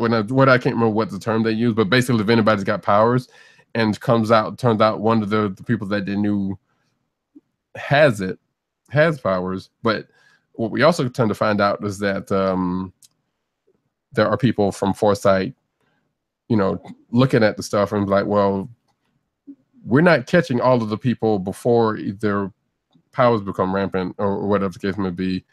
And our tests are not catching everybody, so there's a problem there. And there's also Jonah, who apparently has powers, but he hasn't been come up because he went through the thing and he hasn't been caught either. But there's this on the one side, that's the whole thing. And then, of course, because there's like a quote unquote mutant hysteria, there are kids at the schools, like whenever somebody gets caught, it was like, well, good on them because they're freaks and that whole thing going on. And of course, Jonah doesn't like it because, you know, people are, you know, bad things are happening. And Kayla was like, you know, she just don't even want to be in the town anymore because, you know, because the town's crappy, as she says, but also because of her parents work for Foresight and their work laden hours and doing this and that and the other. She's kind of bitter about all that kind of situation. So we don't necessarily get them together as they are on the cover just yet, but we do see Jonah running around as his costume, and they don't really say too much. Now, granted, if you know anything about what's going on with this comic, then you know. I think Jonah has Down syndrome, but he's functional. Let's put it that way, and that happens because this is like not everybody with Down syndrome has a more pronounced case, you know. And they even have a little thing on Down syndrome in the back of the book. But that doesn't really show itself, and they don't really talk about it in the course of this issue. So unless you've read any of the news about it, you wouldn't know that much about it. But you do know there is something different about him outside of the fact that he has his powers. So yeah, like I said, this issue pretty much just serves as the intro to these two people, and not necessarily them going to come together as their superhero stuff. But at the end of the issue, like Jonah's kind of going off and doing the superhero thing, and Foresight's kind of tracking him, but he gets caught, and it doesn't seem like whatever he was doing doesn't have any focus. So we'll see what happens with that next issue. But it seems like something, like I said, this is pretty much a ground level view of what is kind of going on in that world. Last book is America #5. So this is like after America kind of does her last arc stuff. Her and her bestie, Kate Bishop, are going on a road trip because America's just kind of tired and all the stuff that she's been dealing with. She just needed somebody to talk to, so she hooked up with Kate, and they kind of had a nice little slumber party or whatever the case may be. And it comes to find out that somebody's been hitting up America's DM that she met in the last arc, kind of acting like they've been wanting to get a little closer, or they needed some help. So Kate and America go on this road trip out to the desert to try to find this person. And they do, and they find a little trouble, of course, they get into, and they get out of it. And there's a swerve at the end of the book. This new potential boo of America's kind of turns on her and drugs her. And that is, we will see what happens with that next issue. And that is that. Alrighty then. Amazing Spider-Man, Renew Your Vows #9. In the last issue, Mary Jane got the Venom suit. And it turns out she got the Venom suit from little Normie Osborn's mom. This is the parallel universe where Peter and Mary Jane got married. They have a daughter, May, and Norman Osborn is a young child as well. He's, I don't know, 10 or 11 in this world. So it's same as their daughter. And turns out the mom is just as villainous as the son in this case. She found the Venom suit, gave it to Mary Jane because she knows the secret identity. And so she's trying to cause havoc with the whole family and keep them busy while she allows little Normie to do whatever despicable things he's going to do without getting caught. So they're fighting Venom. The key thing about this, though, is that up until this point, the series really has been about them dealing with May, the two parents dealing with their child who has powers, and how they're going to let her go out and branch out on her own and discover her powers and how much control they want to keep over her. A lot of the stuff that we see happening in Super Sons and with the Superman books. But this particular issue takes more of a focus on just the parents. May, I don't think May even appeared in the entire issue. So this is more about looking at the parents dealing with the Venom situation in this universe as opposed to dealing with the family stuff. So it was an interesting break. The artwork is really good. The story is a lot of fun. So this is definitely one that I really like this a lot because I really have not liked regular Amazing Spider-Man in a couple of years. And this being something so different, I enjoyed quite a bit. Of course, there is another Peter Parker's Spectacular Spider-Man. There's another Spider-Man book on the market. I've been enjoying this one too. My son and I are both reading both of the Spider-Man books. This one seems to have much more humor and a lot more fun than Amazing Spider-Man, and I think that's part of the reason why I like it more. It deals a lot more with him as, I don't want to say the bumbling idiot necessarily, so to speak, but it's a lot more of he's the guy who's back to being the guy who's always running late, always has the stain on his shirt, is always trying to have a conversation with somebody, and the villain appears. He's not, I don't think he's the millionaire anymore in this, or if he is, it's very understated. I don't know that Parker Industries really gets mentioned for much of anything. But it does feature Ironheart, dealing with trying to figure out some Tony Stark technology. And so he does meet up with her in there. So if you're a fan of Ironheart, you'll probably want to check out that because she makes a bold appearance in here as well. So that was a fun book. I enjoyed both of those quite a bit. Superman number 27. This was probably supposed to be the 4th of July issue, and it just came in the wrong order, got thrown off schedule a little bit or whatever, because this is the family setting out to travel across the United States in an RV so that Jonathan can see, when he stands for truth, justice, and the American way. Well, what is America? So they get an RV and they're traveling across the country. So you get to learn some of the history of the United States, some of the lesser known people and places of importance come up. So you get this history lesson, but there's really no action. Like there's no threat that Superman's facing. You get a glimpse that something's going to happen next issue, but this particular issue is just them talking about some of the forgotten heroes, some of the forgotten history of the United States. So like I said, this probably was meant to be the 4th of July issue and just got messed up in the schedule. But it is interesting to see some of the people and places that they focus on that are outside of the normal stuff that you think about when you think of 4th of July. But like I said, it's not a whole lot of meat to it. I appreciate the idea that they want to teach a little bit of history, but it would have been nice to have some fisticuffs or something else going on in the meanwhile. Cave Carson has a cybernetic eye number 10. Boy, this book is weird. So basically, this giant monster has been traveling throughout the multiverse, sucking up people and taking their energy and their souls and using it to make himself stronger and go to other universes and spread his corruption and whatever. And so Cave Carson, the old Challengers of the Unknown spin-off character, and his people have been jumping from universe to universe to universe. The big thing in here, though, is that Cave Carson run into Cave Carson Jr., and the amazing thing about that is, of course, that he never had a son. He has a daughter.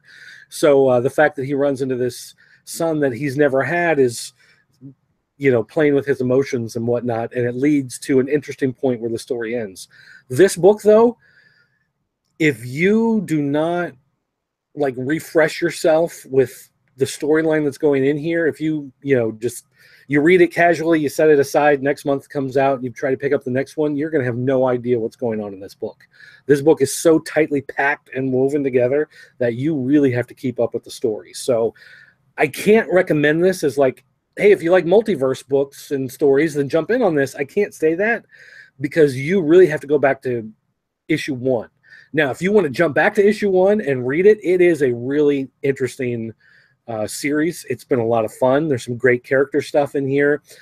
Especially there's an issue where he saves Superman, which is kind of, the one great thing he has, the story that he always tells at parties. But you cannot just grab an issue of this off the shelf and just jump into it.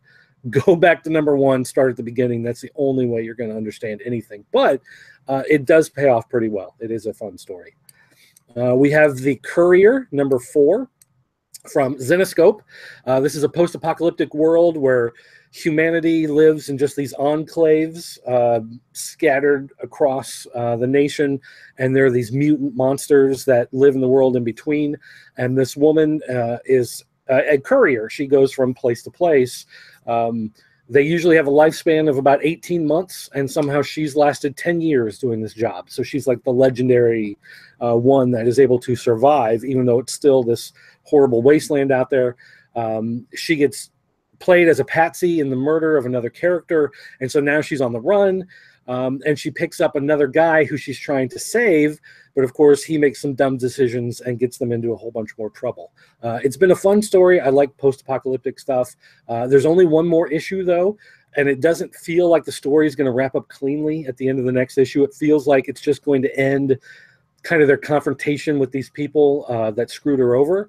But I'm hoping that because of that, it's going to lead to another series, hopefully in the future, because I have enjoyed this series quite a bit. But being a fan of post-apocalyptic stuff just really helps in my enjoyment of that. So if that's what you're looking for, that's a good book to jump in with. And I think I might call it quits there. There's a couple other things, but they're not really worth talking about. So that's going to do it for me. Back to you, Tim. And it's our clicks of the week selections. Clicks of the week. We already have Agent 70s, which is the aforementioned Astonishing X-Men number 1. So go ahead and get that one out of the way. Mine is going to be Super Sons number 6. I'm torn because I want to pick that, but I also want to pick Batman because they were both really good. But as I think back on this and how great the story and the artwork was together, as much as I love Batman for making Kite Man into a character I cared about for what changed, I am going to have to give the nod to Super Sons. It's just a fantastic book. And that leaves me, which I was sitting here the whole time you were talking, trying to figure out what I was going to do. And I'm... I guess I will go with Ultimates 2 number 9. Like Time of Vine was good, and Trinity was great, and there was a couple of good, pretty decent picks, but I will go with that. It's doing a lot. So that being the case, before we get into the news real quick, let us get into an ad. I've got Audible up. Do it.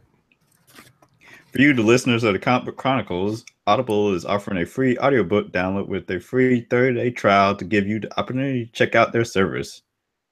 Check out books such as The Best in the World at What I Have. Well, The Best in the World at What I Have No Idea by Chris Jericho. King of New Orleans, How the Junkyard Dog Became Professional Wrestling's First Black Superhero by Greg Klein. Wrestling for My Life, The Legend, The Reality, and the Faith of a WWE Superstar by Shawn Michaels, and much more. To download your free audiobook today, go to audibletrial.com/Comic Book Chronicles. Again, that's audibletrial.com/Comic Book Chronicles for your free audiobook. We really need to find some comic book related Audible books. Yeah, I see there's like some sci-fi down there, which I guess would kind of relate to us. All right, so before we also get into the news, and I thought that sound effect was going to work, but apparently it is not. Whatever. So Dirt's about to leave here in a second, but he wanted to... Thank you. Spoiler, I'm about to leave. I know, right? And I'm actually staying for this abbreviated news segment that's going to come up. We're still, we're going to do. So before Dirt leaves, he has an unboxing. He has. So take it away. All right, so we got another Comic of the Month box. Again, this is the one that's put together specifically for each person who orders. So I went to comicofthemonth.club and I filled out the form saying which books did I like, older stuff, newer stuff. Do I like Superman, Justice League, Batman, Flash? Do I like X-Men? Do I like Captain America? Whatever you pick, they tailor make the box for you every month. So, and they have a collector's version and a regular version. So I get the collector's version.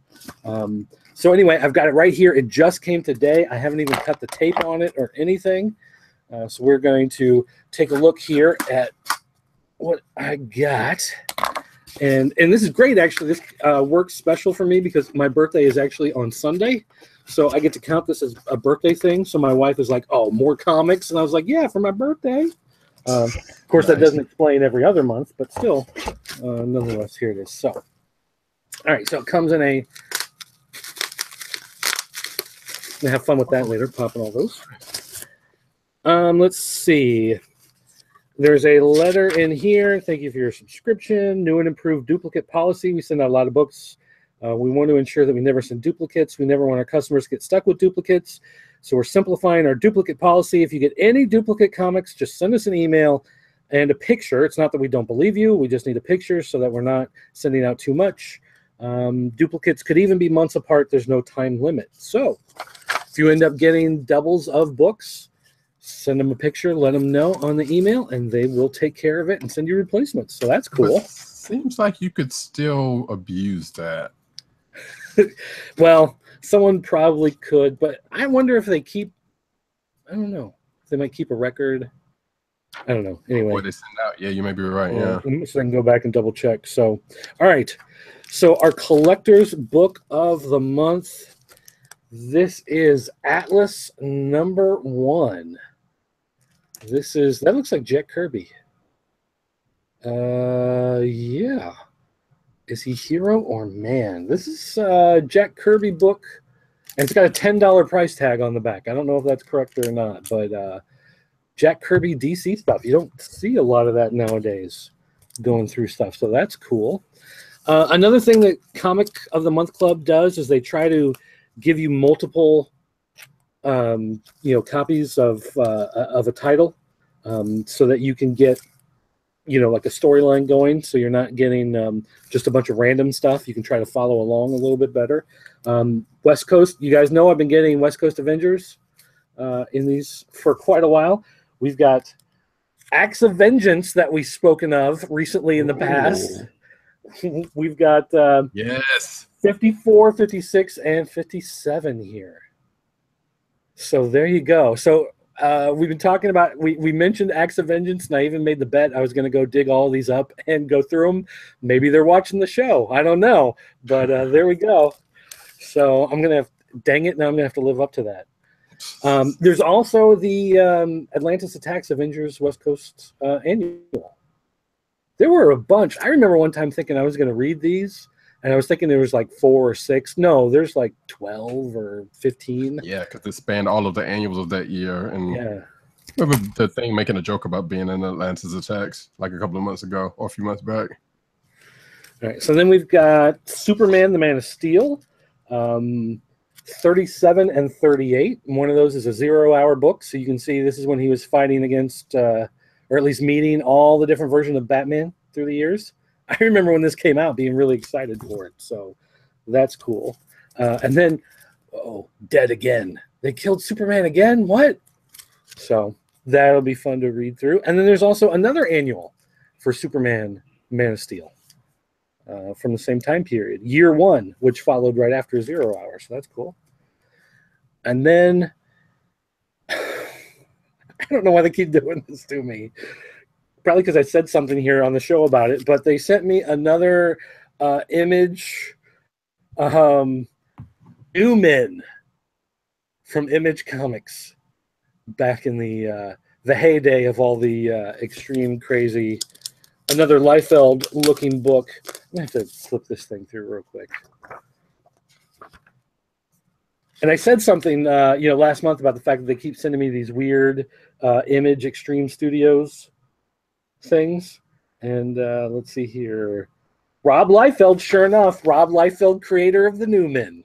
So there we go.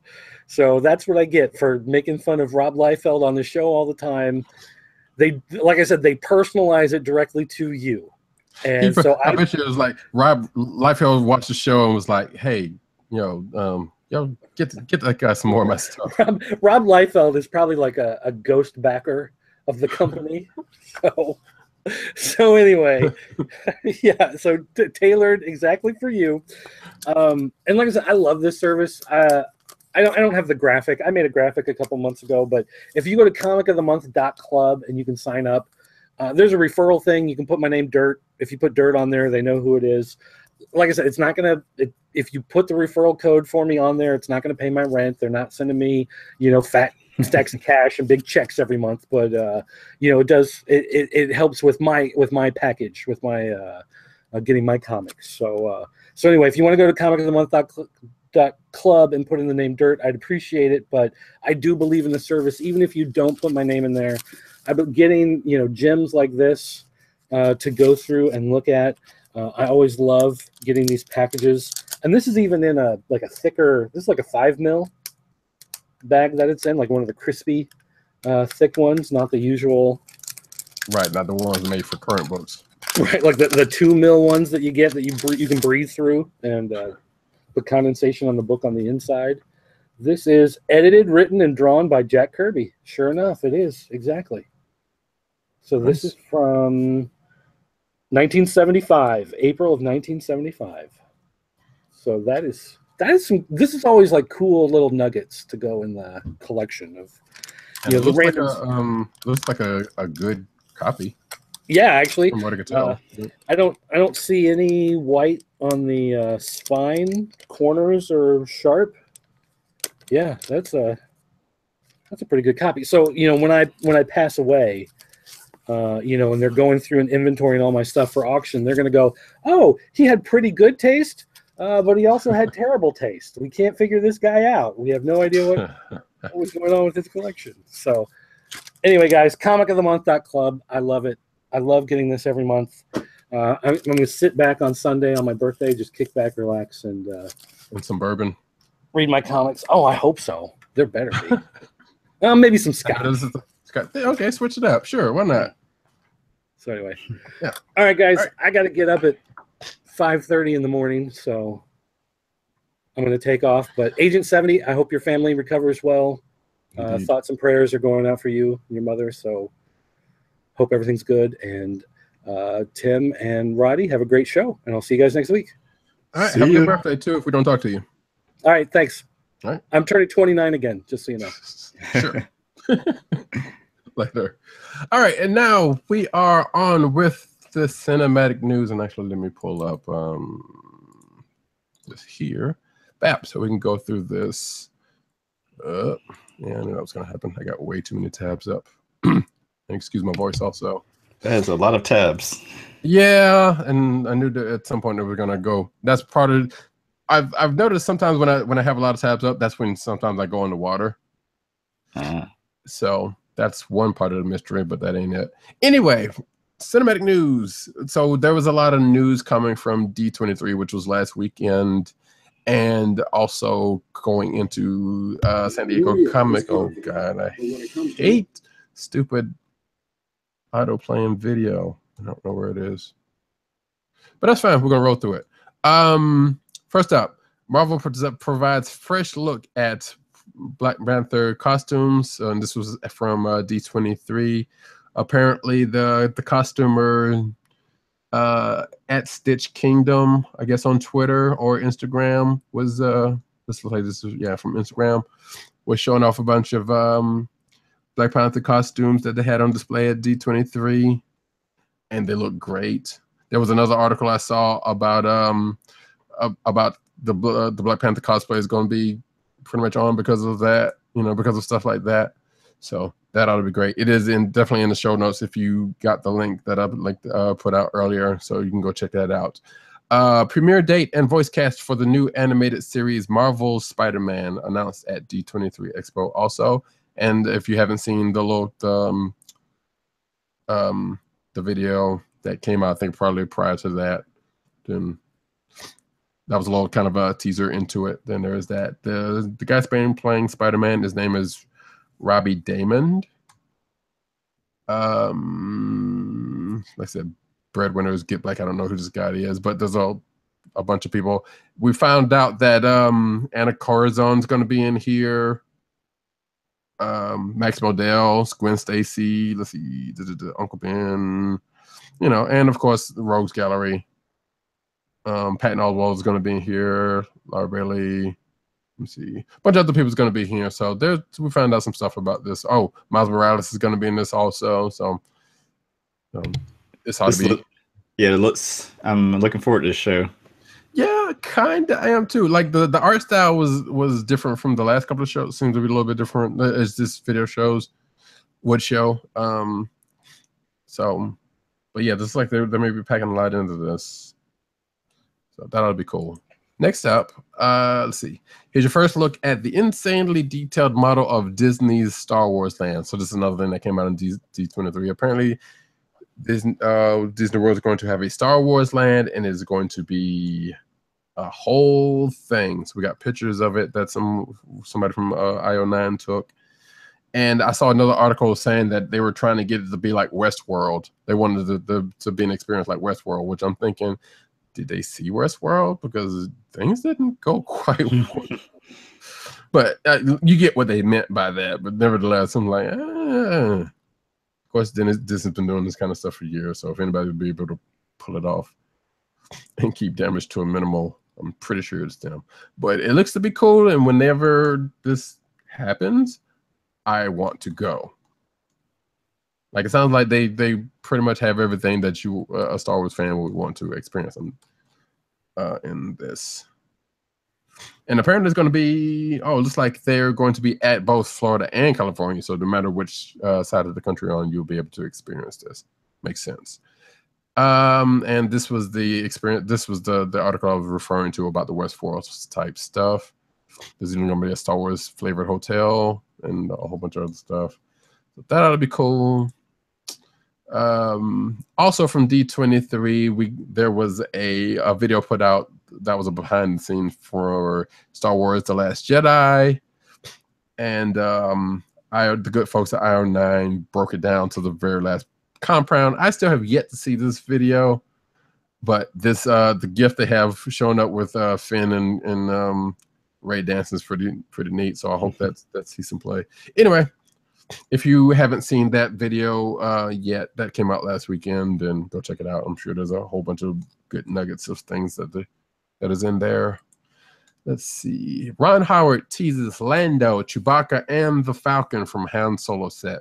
So yeah, Ron Howard, famed director, he's doing the and OP from Andy Griffith, as most of us older folks knows. This is also from D23.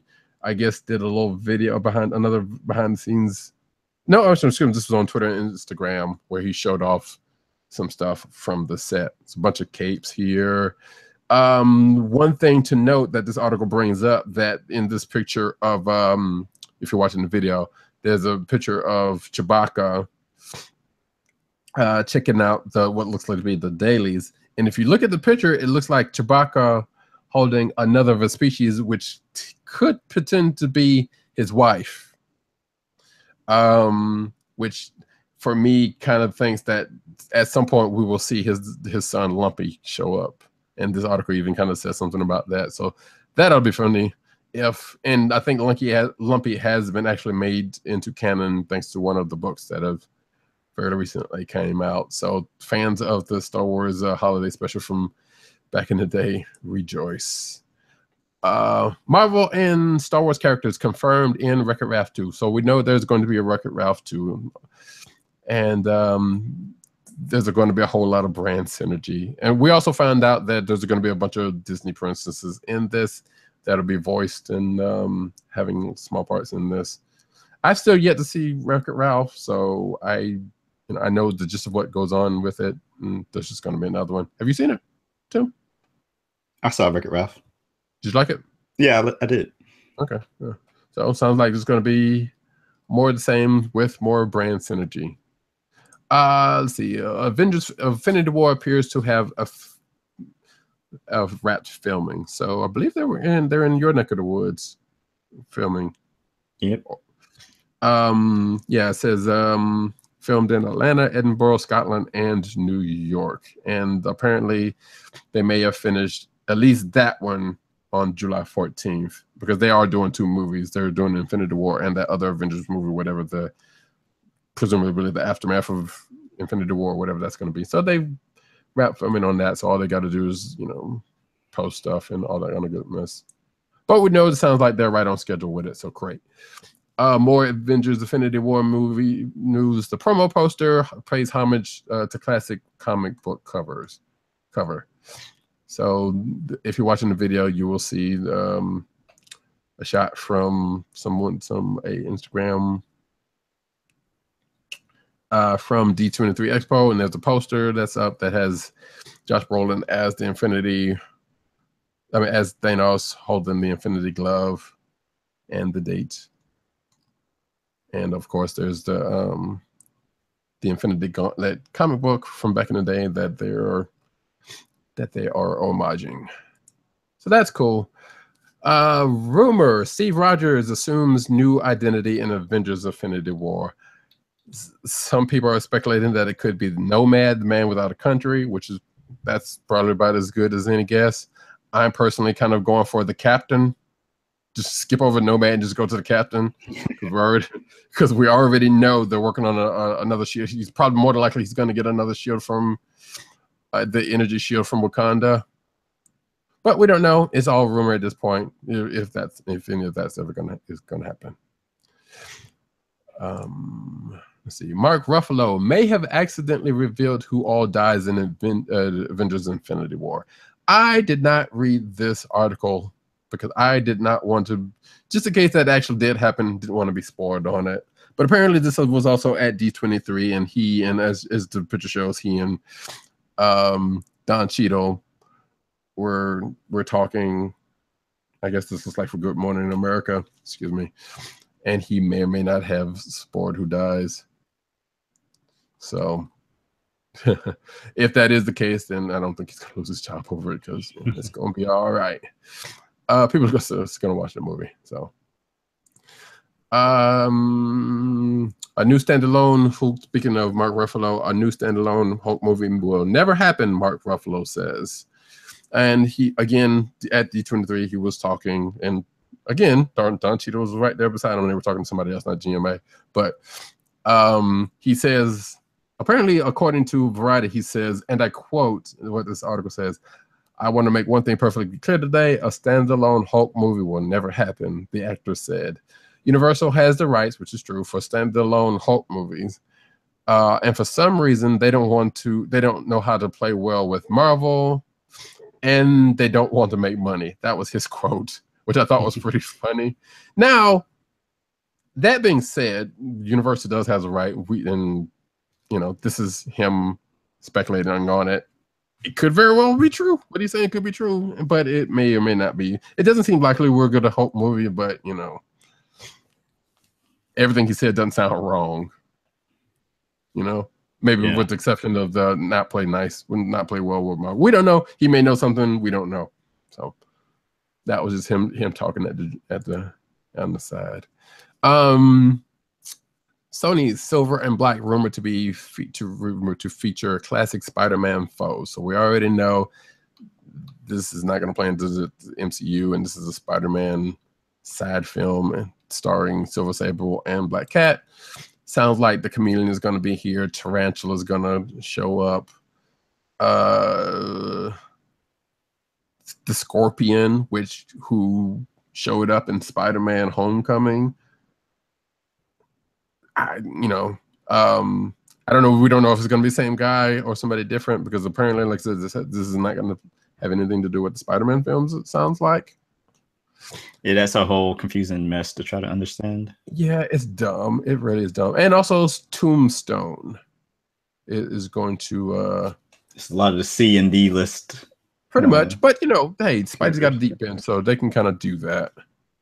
But the fact that they got, like, the Scorpion, who technically showed up in Homecoming, or they say here a version of...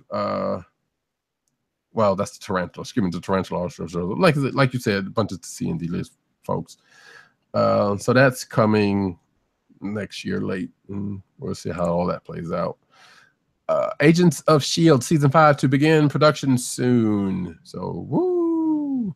As we know, next month, Inhumans are coming, and that's going to be like 8 episodes. And then I think Agents of S.H.I.E.L.D. is probably going to come back next January. I believe that's what they said.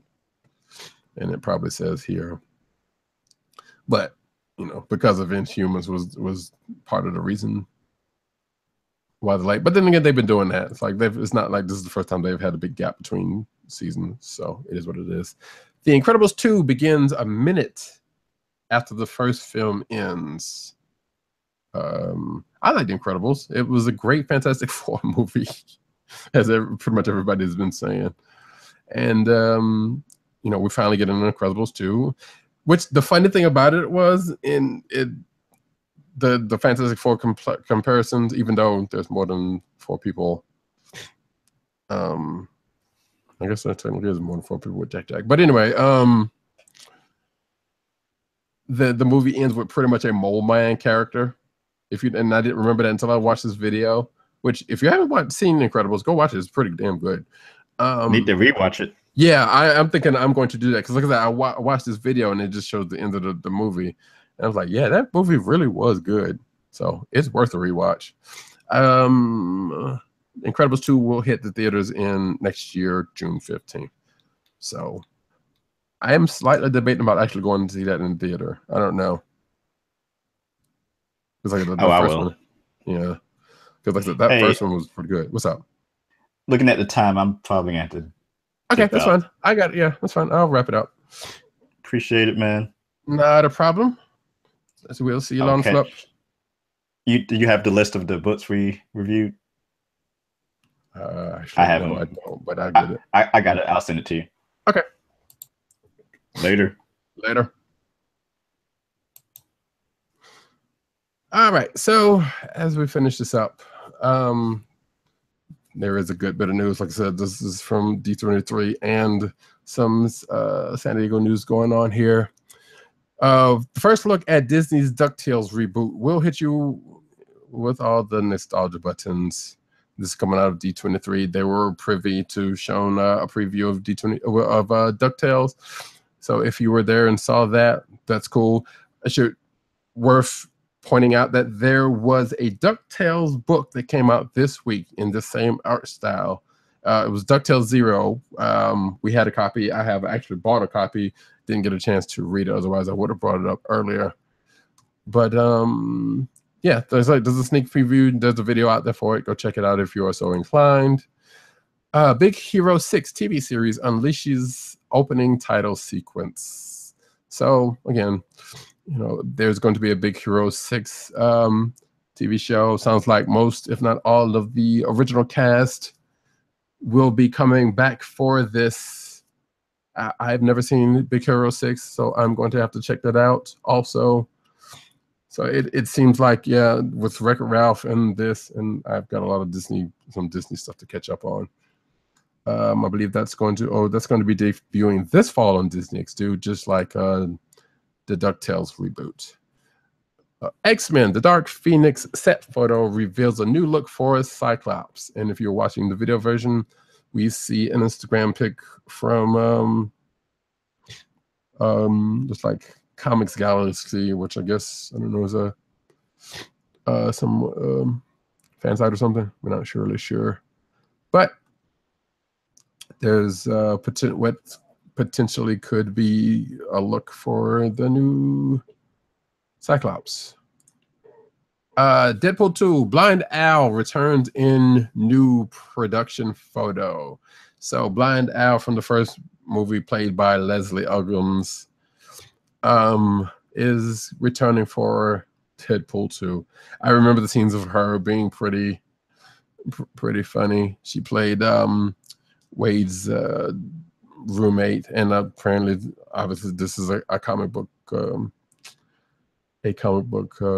person, which I don't read Deadpool comics, so I don't know. But cool. Netflix releases the Punisher teaser. So yes, we are getting a Punisher Netflix series, and Marvel put out a nice little teaser on it. I have not watched it yet, or the teaser yet, I should say. But that's probably coming next year.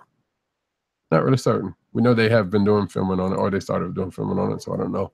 Titans TV series will consist of 13 episodes in the first season. So if you didn't know, the live-action Titans series is coming on to DC's streaming service next year, I believe.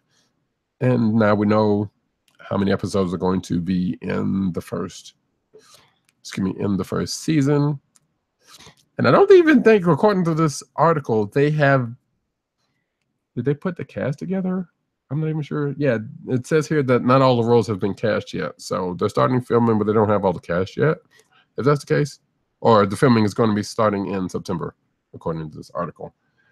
But hey, they know what they're doing. And that's going to be next year on said, I'm not sure what the name of DC's streaming services, but I know we talked about it in the past, so it doesn't matter. Arrow news. Arrow EP teases season 6 changes. So I am behind on Arrow and all of the DC stuff. I've said this before. So I haven't, I don't know what has happened in the last season, but I've looked to catch up pretty soon. Excuse me. Like I said, I'm still under the weather, so I apologize for all the sniffling. Shazam, rumored to start production in 2018. Interesting note about this. This is a rumor, as the title says, and this is coming from The Wrap, or someone from The Wrap who is saying this. And they were saying something about apparently he said this on Twitter, and somebody replied to him saying that, hey, unless The Rock isn't in the film, then that production info you got was wrong. And that's from somebody from Variety. Apparently you're talking to him, and to which Humberto Gonzalez replied that he's not in it, and there you go. So if that is actually true, then Shazam is going to be starting soon. And they're going to do something else with Black Adam, who The Rock is supposed to be playing. I don't know. Also, some great fun in setting the internet ablaze news. So we found out this Sunday that the new Doctor Who has been cast, and it is Jodie Whittaker of Broadchurch and other things fame. Actually, Broadchurch, which I have not seen, and apparently she was in Attack the Block with John Boyega. So that is interesting. A doctor and a former stormtrooper side by side, taking it to aliens. I still need to see Attack the Block. So congratulations to her. As like I said, the internet went up in flames when this happened, because this is the first female in that franchise to play that role, and this is what people have been wanting. I may find myself I've been meaning to want to catch up with Doctor Who for the longest anyway, but I would like to see the very much the entrance of this character and check out what's going on, you know, with it all the same, like I said. So this is very interesting news all the way around. A young cybernetic warrior leaps into battle in this short based on Dark Horse's number 13. I do not know what this number 13 book is, and I have not seen this video yet, but apparently this was a book from Dark Horse by Robert Love, which is a funny name to me, but you know, I won't give away the connection to that, and I don't know that person. And David Walker, I don't know if it's David Walker that we know from Luke Cage and Power Man, and you know, Power Man actress, that David Walker, I'm not sure. But yeah, the short film is about a teenager with sought after cybernetic powers who doesn't remember what he is, and he gets chased, and apparently things ensue. From comments, it sounded like this was pretty kick-ass, so I'm looking forward to checking this out. And it's also a person of color, which is also a cool thing, because you never, you know, get to see cool things happen to people of color in comics or life in certain cases. That's neither here nor there. We will keep on going. Family Guy pays tribute to Adam West. Man, I should have cut down some of this news. So yes, after the passing of Adam West, the original Batman, who was also played a prominent part on Family Guy as the mayor, passed away recently, as we all know. They had like 5 episodes in the can. I think we talked about this already, and they were going to air those episodes, and apparently going to have, if they haven't already, which this could be what this video is that is on here, a standalone tribute to Adam West. So that is the thing. And looks like I'm thinking this is last in the comic book news. And fresh off the wire, Noah Hawley is developing a Doctor Doom movie at Fox. So as we know, Fox has the license to Fantastic Four. So I guess in order to keep that license, they're doing a thing. So he was at Comic-Con, and he just happened to drop that he's developing this for Fox. We don't know anything about it outside of the fact that he said so at Comic-Con probably today, because this news like came out literally about a good probably as the show started. Now that I think about it, because we were talking about it beforehand. And that's it for the cinematic news. On to the comic book news, and we start off with this toy corner. So it is San Diego Comic-Con this week, and a lot of toy news as well as other news coming out. We only have a little bit for us now. I am looking forward to seeing what other stuff that we probably missed come out. But Hot Toys ignites its Ghost Rider Agents of S.H.I.E.L.D. figure. So this is cool. Hot Toys is bringing out later this year what looks to be a Ghost Rider, aka the Robbie Reyes version, later this year. And I'm not going to click that because it's going to start a slideshow, and I don't know what it's going to do. But CBR has that info. And from this one picture up top, it looks good. Like I said, I want to click through it, but I don't want to. And I got way too many tabs, and it might cause some confusion. But it's cool. Another, I think Robert Reyes has had a figure before, or this may be a different one. Not sure, but that ought to be cool. Oops. Back up there. Other news. Thor Ragnarok Sideshow collectibles might contain a major spoiler. Not necessarily sure that it is a major spoiler, but it sounds like they were at Sideshow Collectibles booth at Comic-Con, and the Loki figure comes equipped with a cosmic cube.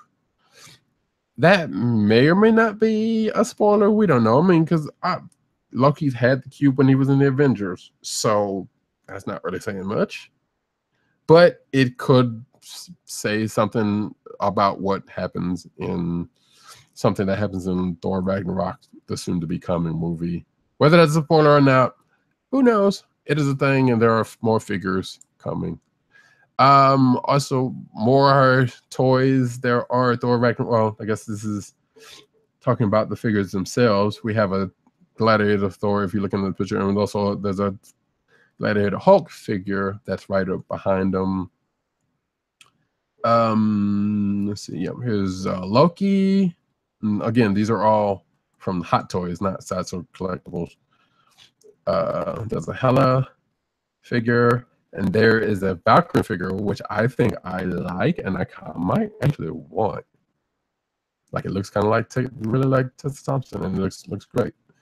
And there's another Thor figure, and there's another blowout of the Thor of the Gladiator Hulk. Like I said, these figures look pretty great. Like, I'm trying to keep my figure buying down to a slow roar.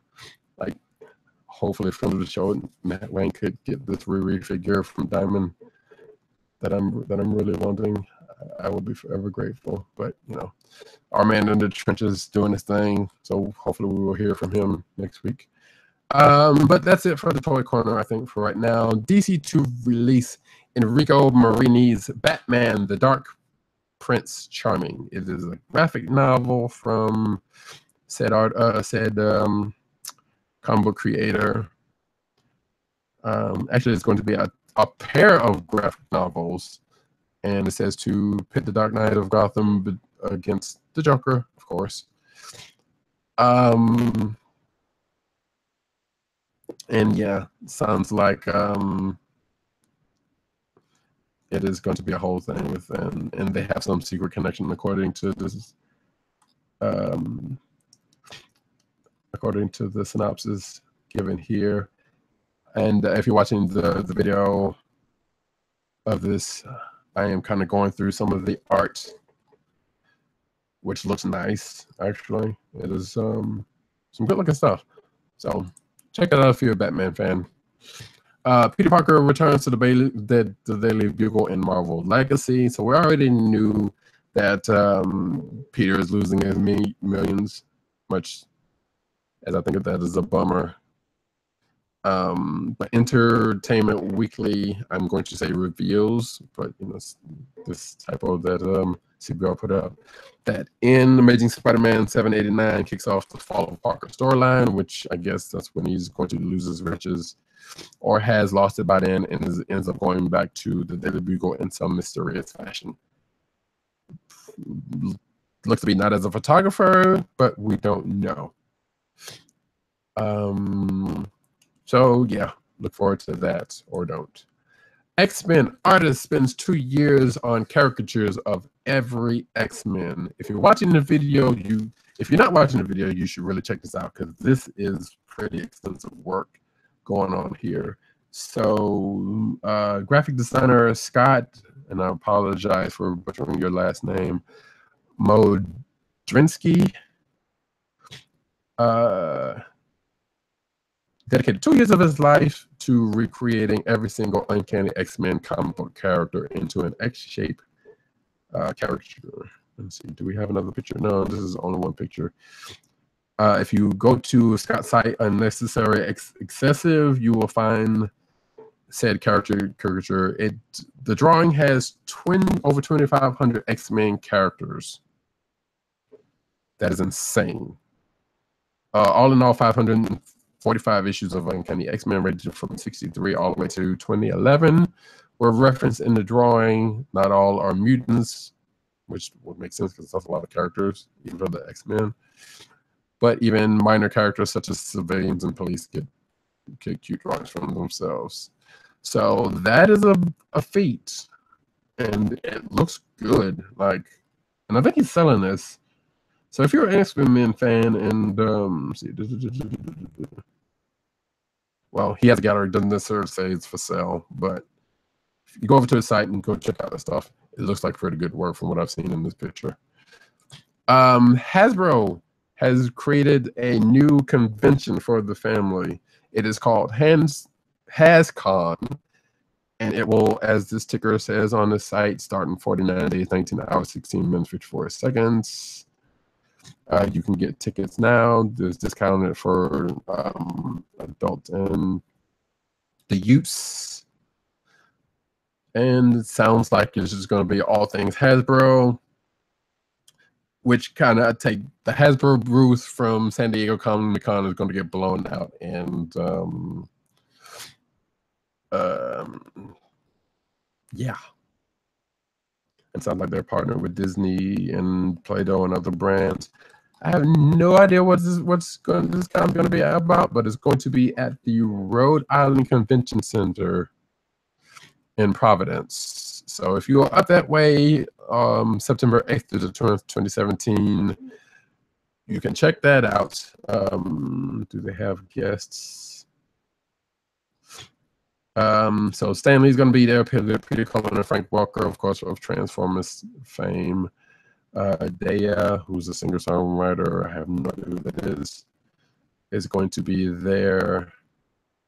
And they got a bunch of stuff going on. There's a Magic the Gathering event, Dungeons and Dragons play event, and some other stuff. So you can go to hascon.hasbro.com if you want to check out that.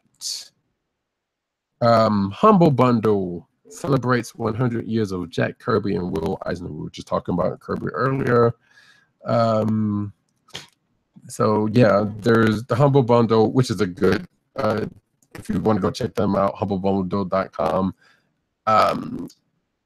Like video games, books, and other things. You go to that site if you don't know much about it. They usually have bundles that you can buy there, and even you can buy video games and books there, and a lot of the proceeds go towards charities. So you're buying stuff, but you're also contributed to a charity at the same time. And sometimes they'll throw some stuff in there for free or whatever the case may be. But yeah, it definitely looks like they got a lot of Kirby stuff. I don't know, is this past or this is still ongoing? Because this was from a few days ago. It may still be there, and I think the proceeds are going towards the Hero Initiative and the Comic Book Legal Defense Fund. And yeah, actually, that's it. But you can also choose where the money goes. But it sounds like for most of the stuff, it's already going to be allocated.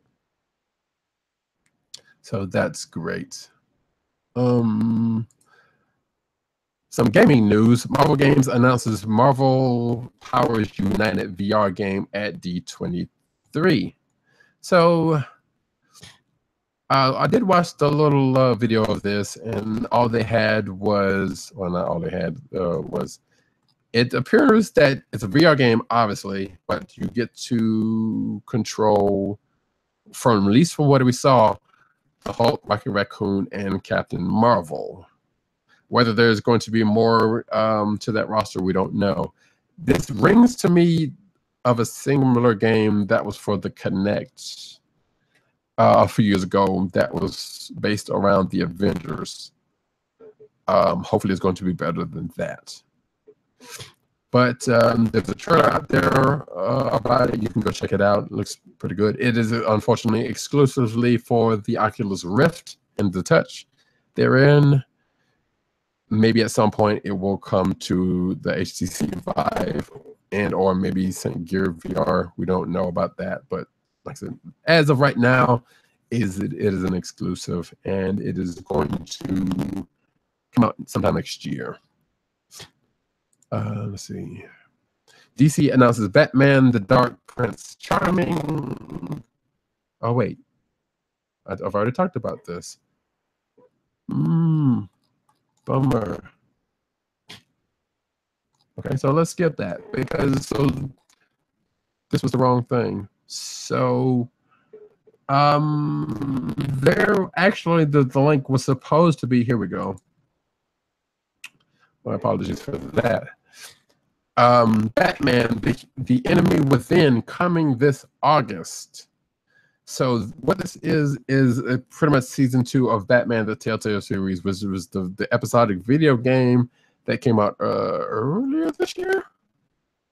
And it was great. There was 5 episodes as you play a Batman side story in the Telltale's fashion. If you've ever played any of the games like The Walking Dead, Wolf Amongst Us, which I think is also getting another season, and also The Walking Dead is also getting another season, which I think it's already had like 2 or 3 of said ones. But yes, it is another in the line of the Telltale series games. Like I said, the first one was great. There's also a Marvel one with Guardians of the Galaxy that is out now. The second chapter of that one came out last month. The next one, the third one is coming up. And they're usually episodic, and they're usually like 5 episodes, running probably about a good hour and a half a piece, and you get to do some action, go through the story, and it's cool. You should check those out if you are a video gamer. But yeah, this is coming out for pretty much everything. Next up, the female Ghostbusters will answer the call in new IDW comics. So now, the female Ghostbusters from last year's Ghostbusters movie are getting their own limited series from IDW. It is worth notice that they are already in a miniseries right now from IDW called the Ghostbusters 101, where they are being teamed with the book's versions of the Ghostbusters, the OG Ghostbusters. Their whole worlds came together, and now they're trying to figure it out. It's a pretty decent book. And apparently that book's popular enough to where they spin out into their own, which I don't think IDW is pretty shy about putting out Ghostbusters books, because like this is not the first time that they've done a crossover book with a different version of Ghostbusters. So this is nothing new, but happens to be, like I said, the newest crew to have a crossover and to get their own book, get their own miniseries. And that is actually coming out. So the Ghostbusters 101 is still going, and I think that's about to end in a month or 2. This new book, and the answer to call Ghostbusters, as they are called, will kick off in October. So well after this current book ends, and it is the creative team of Kelly Thompson, Corin Howell on art, and covers by Elsa Chartier and Valentina Pinto. So look forward to that if you are a fan of those, if you're a fan of Ghostbusters and a fan of those particular Ghostbusters. First, look at Guillermo del Toro's Troll Hunters graphic novel from Dark Horse. So, Troll Hunters is, I believe it's a Netflix book. I mean, it's a Netflix series from Guillermo del Toro that seems to have taken off with a bunch of people. I've not seen it, but people like it, and people are like, "Oh, you should watch it," and that is almost pushing me not to watch it. Nevertheless, first season's out there on Netflix if you want to go check that out. And it sounds like it's been renewed and for a 13-episode second season this winter. And now there is going to be a graphic novel, which weirdly seems opposite the way some things happen nowadays, because usually there's a graphic novel first and then it turns into a series. Now this is going the other way. And that graphic novel is going to be in February of 2018.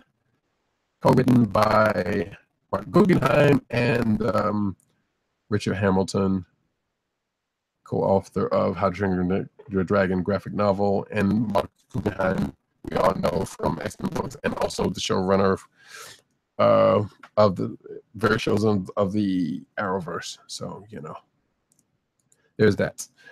Amy Chu, Girls Night Out, Kickstarter Gold Edition. So Amy Chu, writer of DMC Comics and a bunch of DC comics such as Poison Ivy, Red Sonja, Wonder Woman, Red Sonja, blah, blah, blah, blah, is basically putting back her earliest works into what looks to be 100-page collectible. And these are, like I said, the works that have got her started as a writer. And it is with other people doing the art. And it looks to be good stuff. And it is, at the time of this program, 11 days to go with a $10,000 goal, and she's not quite there yet. So hopefully she makes that, because she's a pretty good writer. And this seems to be some good stuff that she's putting out. So if you are a fan of Amy Chu, go check that out.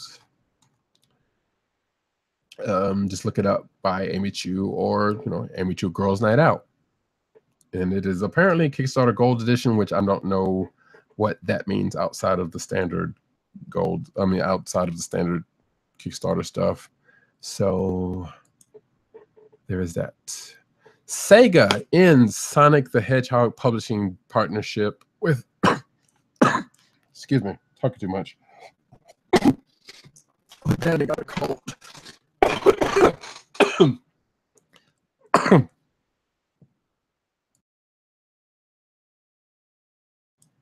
Pardon. Sorry. Taking in Sonic the Hedgehog. I need to wrap this up because, yeah, my voice is really going. Partnership with Archie Comics. So, yeah, Sonic comics have been going on for a good while from Archie. So this is weird that this is happening. And this came from, sounds like this came from Sega, which obviously, owns Sonic. So it's also strange that because there is a new Sonic game come out, and you would think there maybe they would want a book to go along with said comics. I mean, said video games. Maybe they got another deal in place. We don't know. But this seemed kind of sudden. And like I said, it says here, Archie Comics has had the license from 92 till this past week, until yesterday. So that's weird. And it looks like there is a Sonic Mega Drive Overdrive comic that was announced by Archie Comics last year, but it's been put on an indefinite hold. So we have no idea what's going on with that. But we do know there's a new video game coming soon. So who knows? Okay, and that was already talked about that. New Doctor Strange creative team introduces Loki as the Sorcerer Supreme. What? This also an announcement from Marvel, press release, that says Donny Cates joins the House of Ideas as the new writer of Doctor Strange. So that's interesting. Donny Cates from, The Paybacks, also God Country, Redneck, Star Trek. He's written some Star Trek books. Ghost Fleet, Buzzkill. He's done some things. And now he's joining Marvel writing Doctor Strange, which, now that I think about it, there was a Doctor Strange this week written by, I can't remember who, and I probably shouldn't take the time to look it up because this is going on long enough. But yeah, congrats to that. And he's going to be taken up. I don't see where it says when he's taking it up. And actually, I am going to actually. Oh wait, down here. So we have pictures of Loki as the Sorcerer Supreme on the cover, looking menacing, and some other art. So a new direction for Doctor Strange, seems like. Vid. Let's see. Starting to close this out. So last year sometime we talked about there was supposed to be 2 Iron Fist books coming out. There's the Iron Fist book that is being written by Ed Brisson that is out now, and another one called Iron Fists plural that's supposed to be Danny and the young new Iron Fist from the Kari Andrews series, Immortal Iron Fist, as his partner, Pei. So this was a book that I was actually looking for, not the other Iron Fist book. Apparently, it just dropped this week on Comixology Unlimited, and looks like to be a partnership between Marvel and Comixology Originals. It says here on Comixology, so if you're a part of Comixology Unlimited, you can borrow this or you can buy it outright for $2.99. Like, this totally slipped under the radar. So I'm not sure what that says about the faith they have in this book. The art is being done by Afu Chan. Like, I enjoyed the Curry Andrews' run of Iron Fist, especially with the introduction of Pei and what ends up happening with her, who is a young monk that he ends up, meeting in that book, and also ends up becoming an Iron Fist. So, or possessor of the Iron Fist, I should say. So I'm looking forward to checking it out. I may talk about it a little next week because I didn't have a chance to read it this week. But it is out and it is a thing. If you want to go check that out, it is there. Thanos series coming from Donny Cates and Jeff Shaw. This is news out of San Diego Comic-Con. So at the Marvel's Next Big Thing panel at Comic-Con, the publisher revealed the plans for a new Thanos ongoing from God Country. Donny Cates, we just talked about him, the stuff that he's done. In case just saying about, he's keeps coming up with ideas that are darkly brutal, and wanted to understand him as a character. So he's just talking about what he's talking about going into Thanos. So that is coming. We don't know. We haven't been given a date because that just came out a few hours ago. So there's going to be some news like that in the next week. So look forward to that next week as we have more news coming out of San Diego, probably for the next couple of weeks, more than likely. And last but not least, Plastic Man's Rebirth return comes with a new costume and a new team. So if you did not know, Plastic Man is back who came back in Dark Days The Forge, which I think was like last week or a week or two before. So the Dark Days Metal event that's going on right now, Plastic Man is back, which is weird. For people like me who know Plastic Man from the old 1970s cartoon series where Baby Plas and Hula and I can't remember Penny was all there. So if you remember that, that's a blast from the past. But this is not that version. So this is Eels O'Brien being Plastic Man, still the goofball. It looks like a team of, like, I just picked this off as we were talking earlier, so I'm not really certain. So, but basically the team that he's with looks like Metamorpho, Mr. Terrific, and a bunch of other teams. So it sounds like this could be the Outsiders book that I think we were talking about earlier before the show started, because this fits with all of that. It doesn't, I don't think it specifically says it, but that sounds like that's what this is. So this may be that we'll talk about it once we get confirmation next week, but this definitely does sound like the Outsiders book that's been rumored to come out. And that is it for the news. And that is going to bring us to the end of the show. But first, we have one more ad to do, and I'm going to try to get through this really, really quickly because I am not feeling well. Thank you for anybody who is stuck with the show this long. Looks like this is a little longer than the normal one, but then again, we also kind of start a little late, as we tend to do sometimes. Copy to you, but he's already done Audible. Oh man. Let's see, I'm sorry. So I will do the Busted T script, never mind, because I wanted, nobody else was here.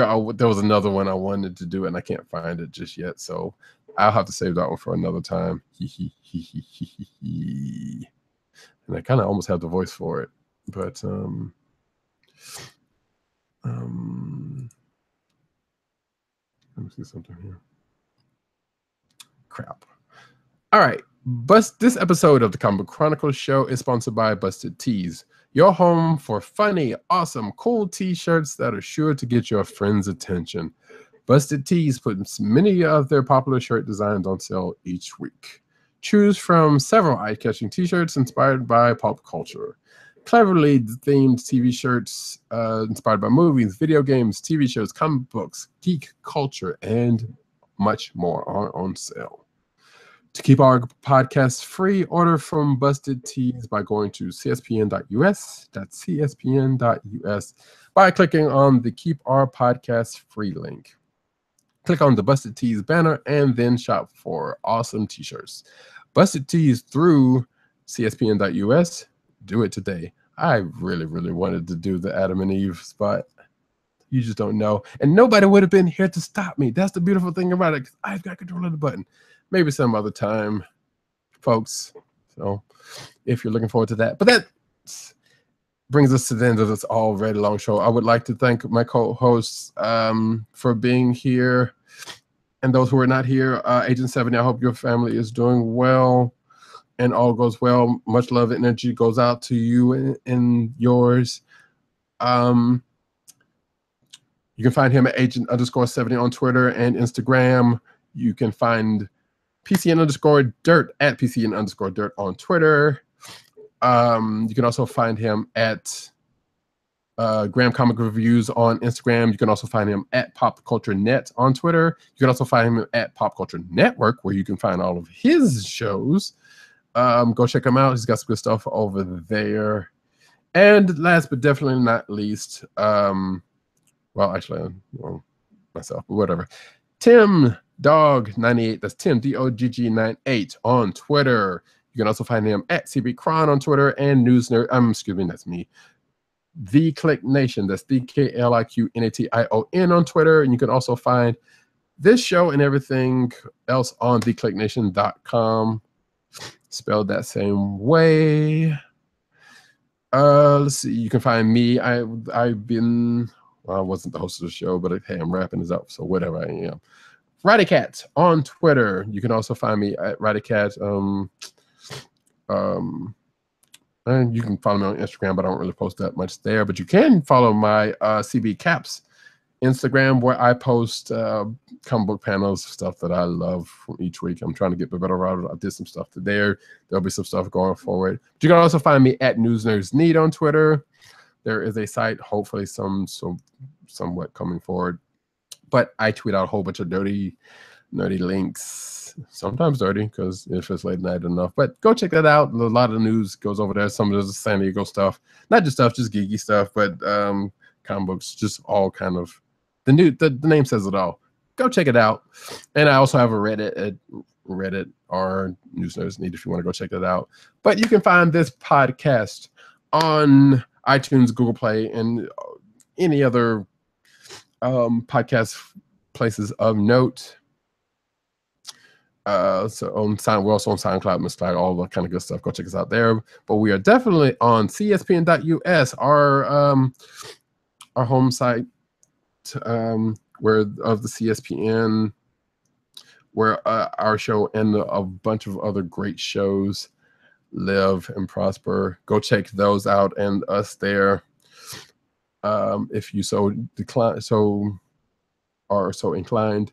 And by the way, help us out. Shop.cspn.us. Keep our podcast free, just like I said earlier in the ads. Go there. You know, you might find something there from Redbubble. That goes to our Redbubble site. You can get some Comic Book Chronicles merchandise if you want to. Nice, neat mug, shirt, iPhone case or something. If you want that, go check it out. It is all there.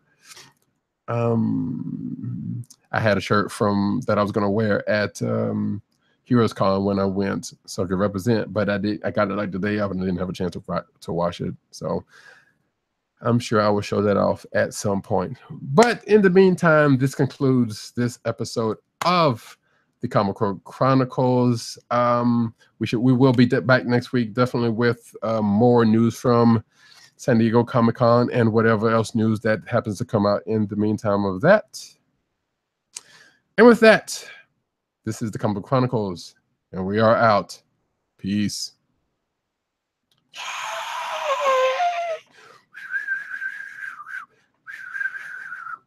All right. Bye, y'all.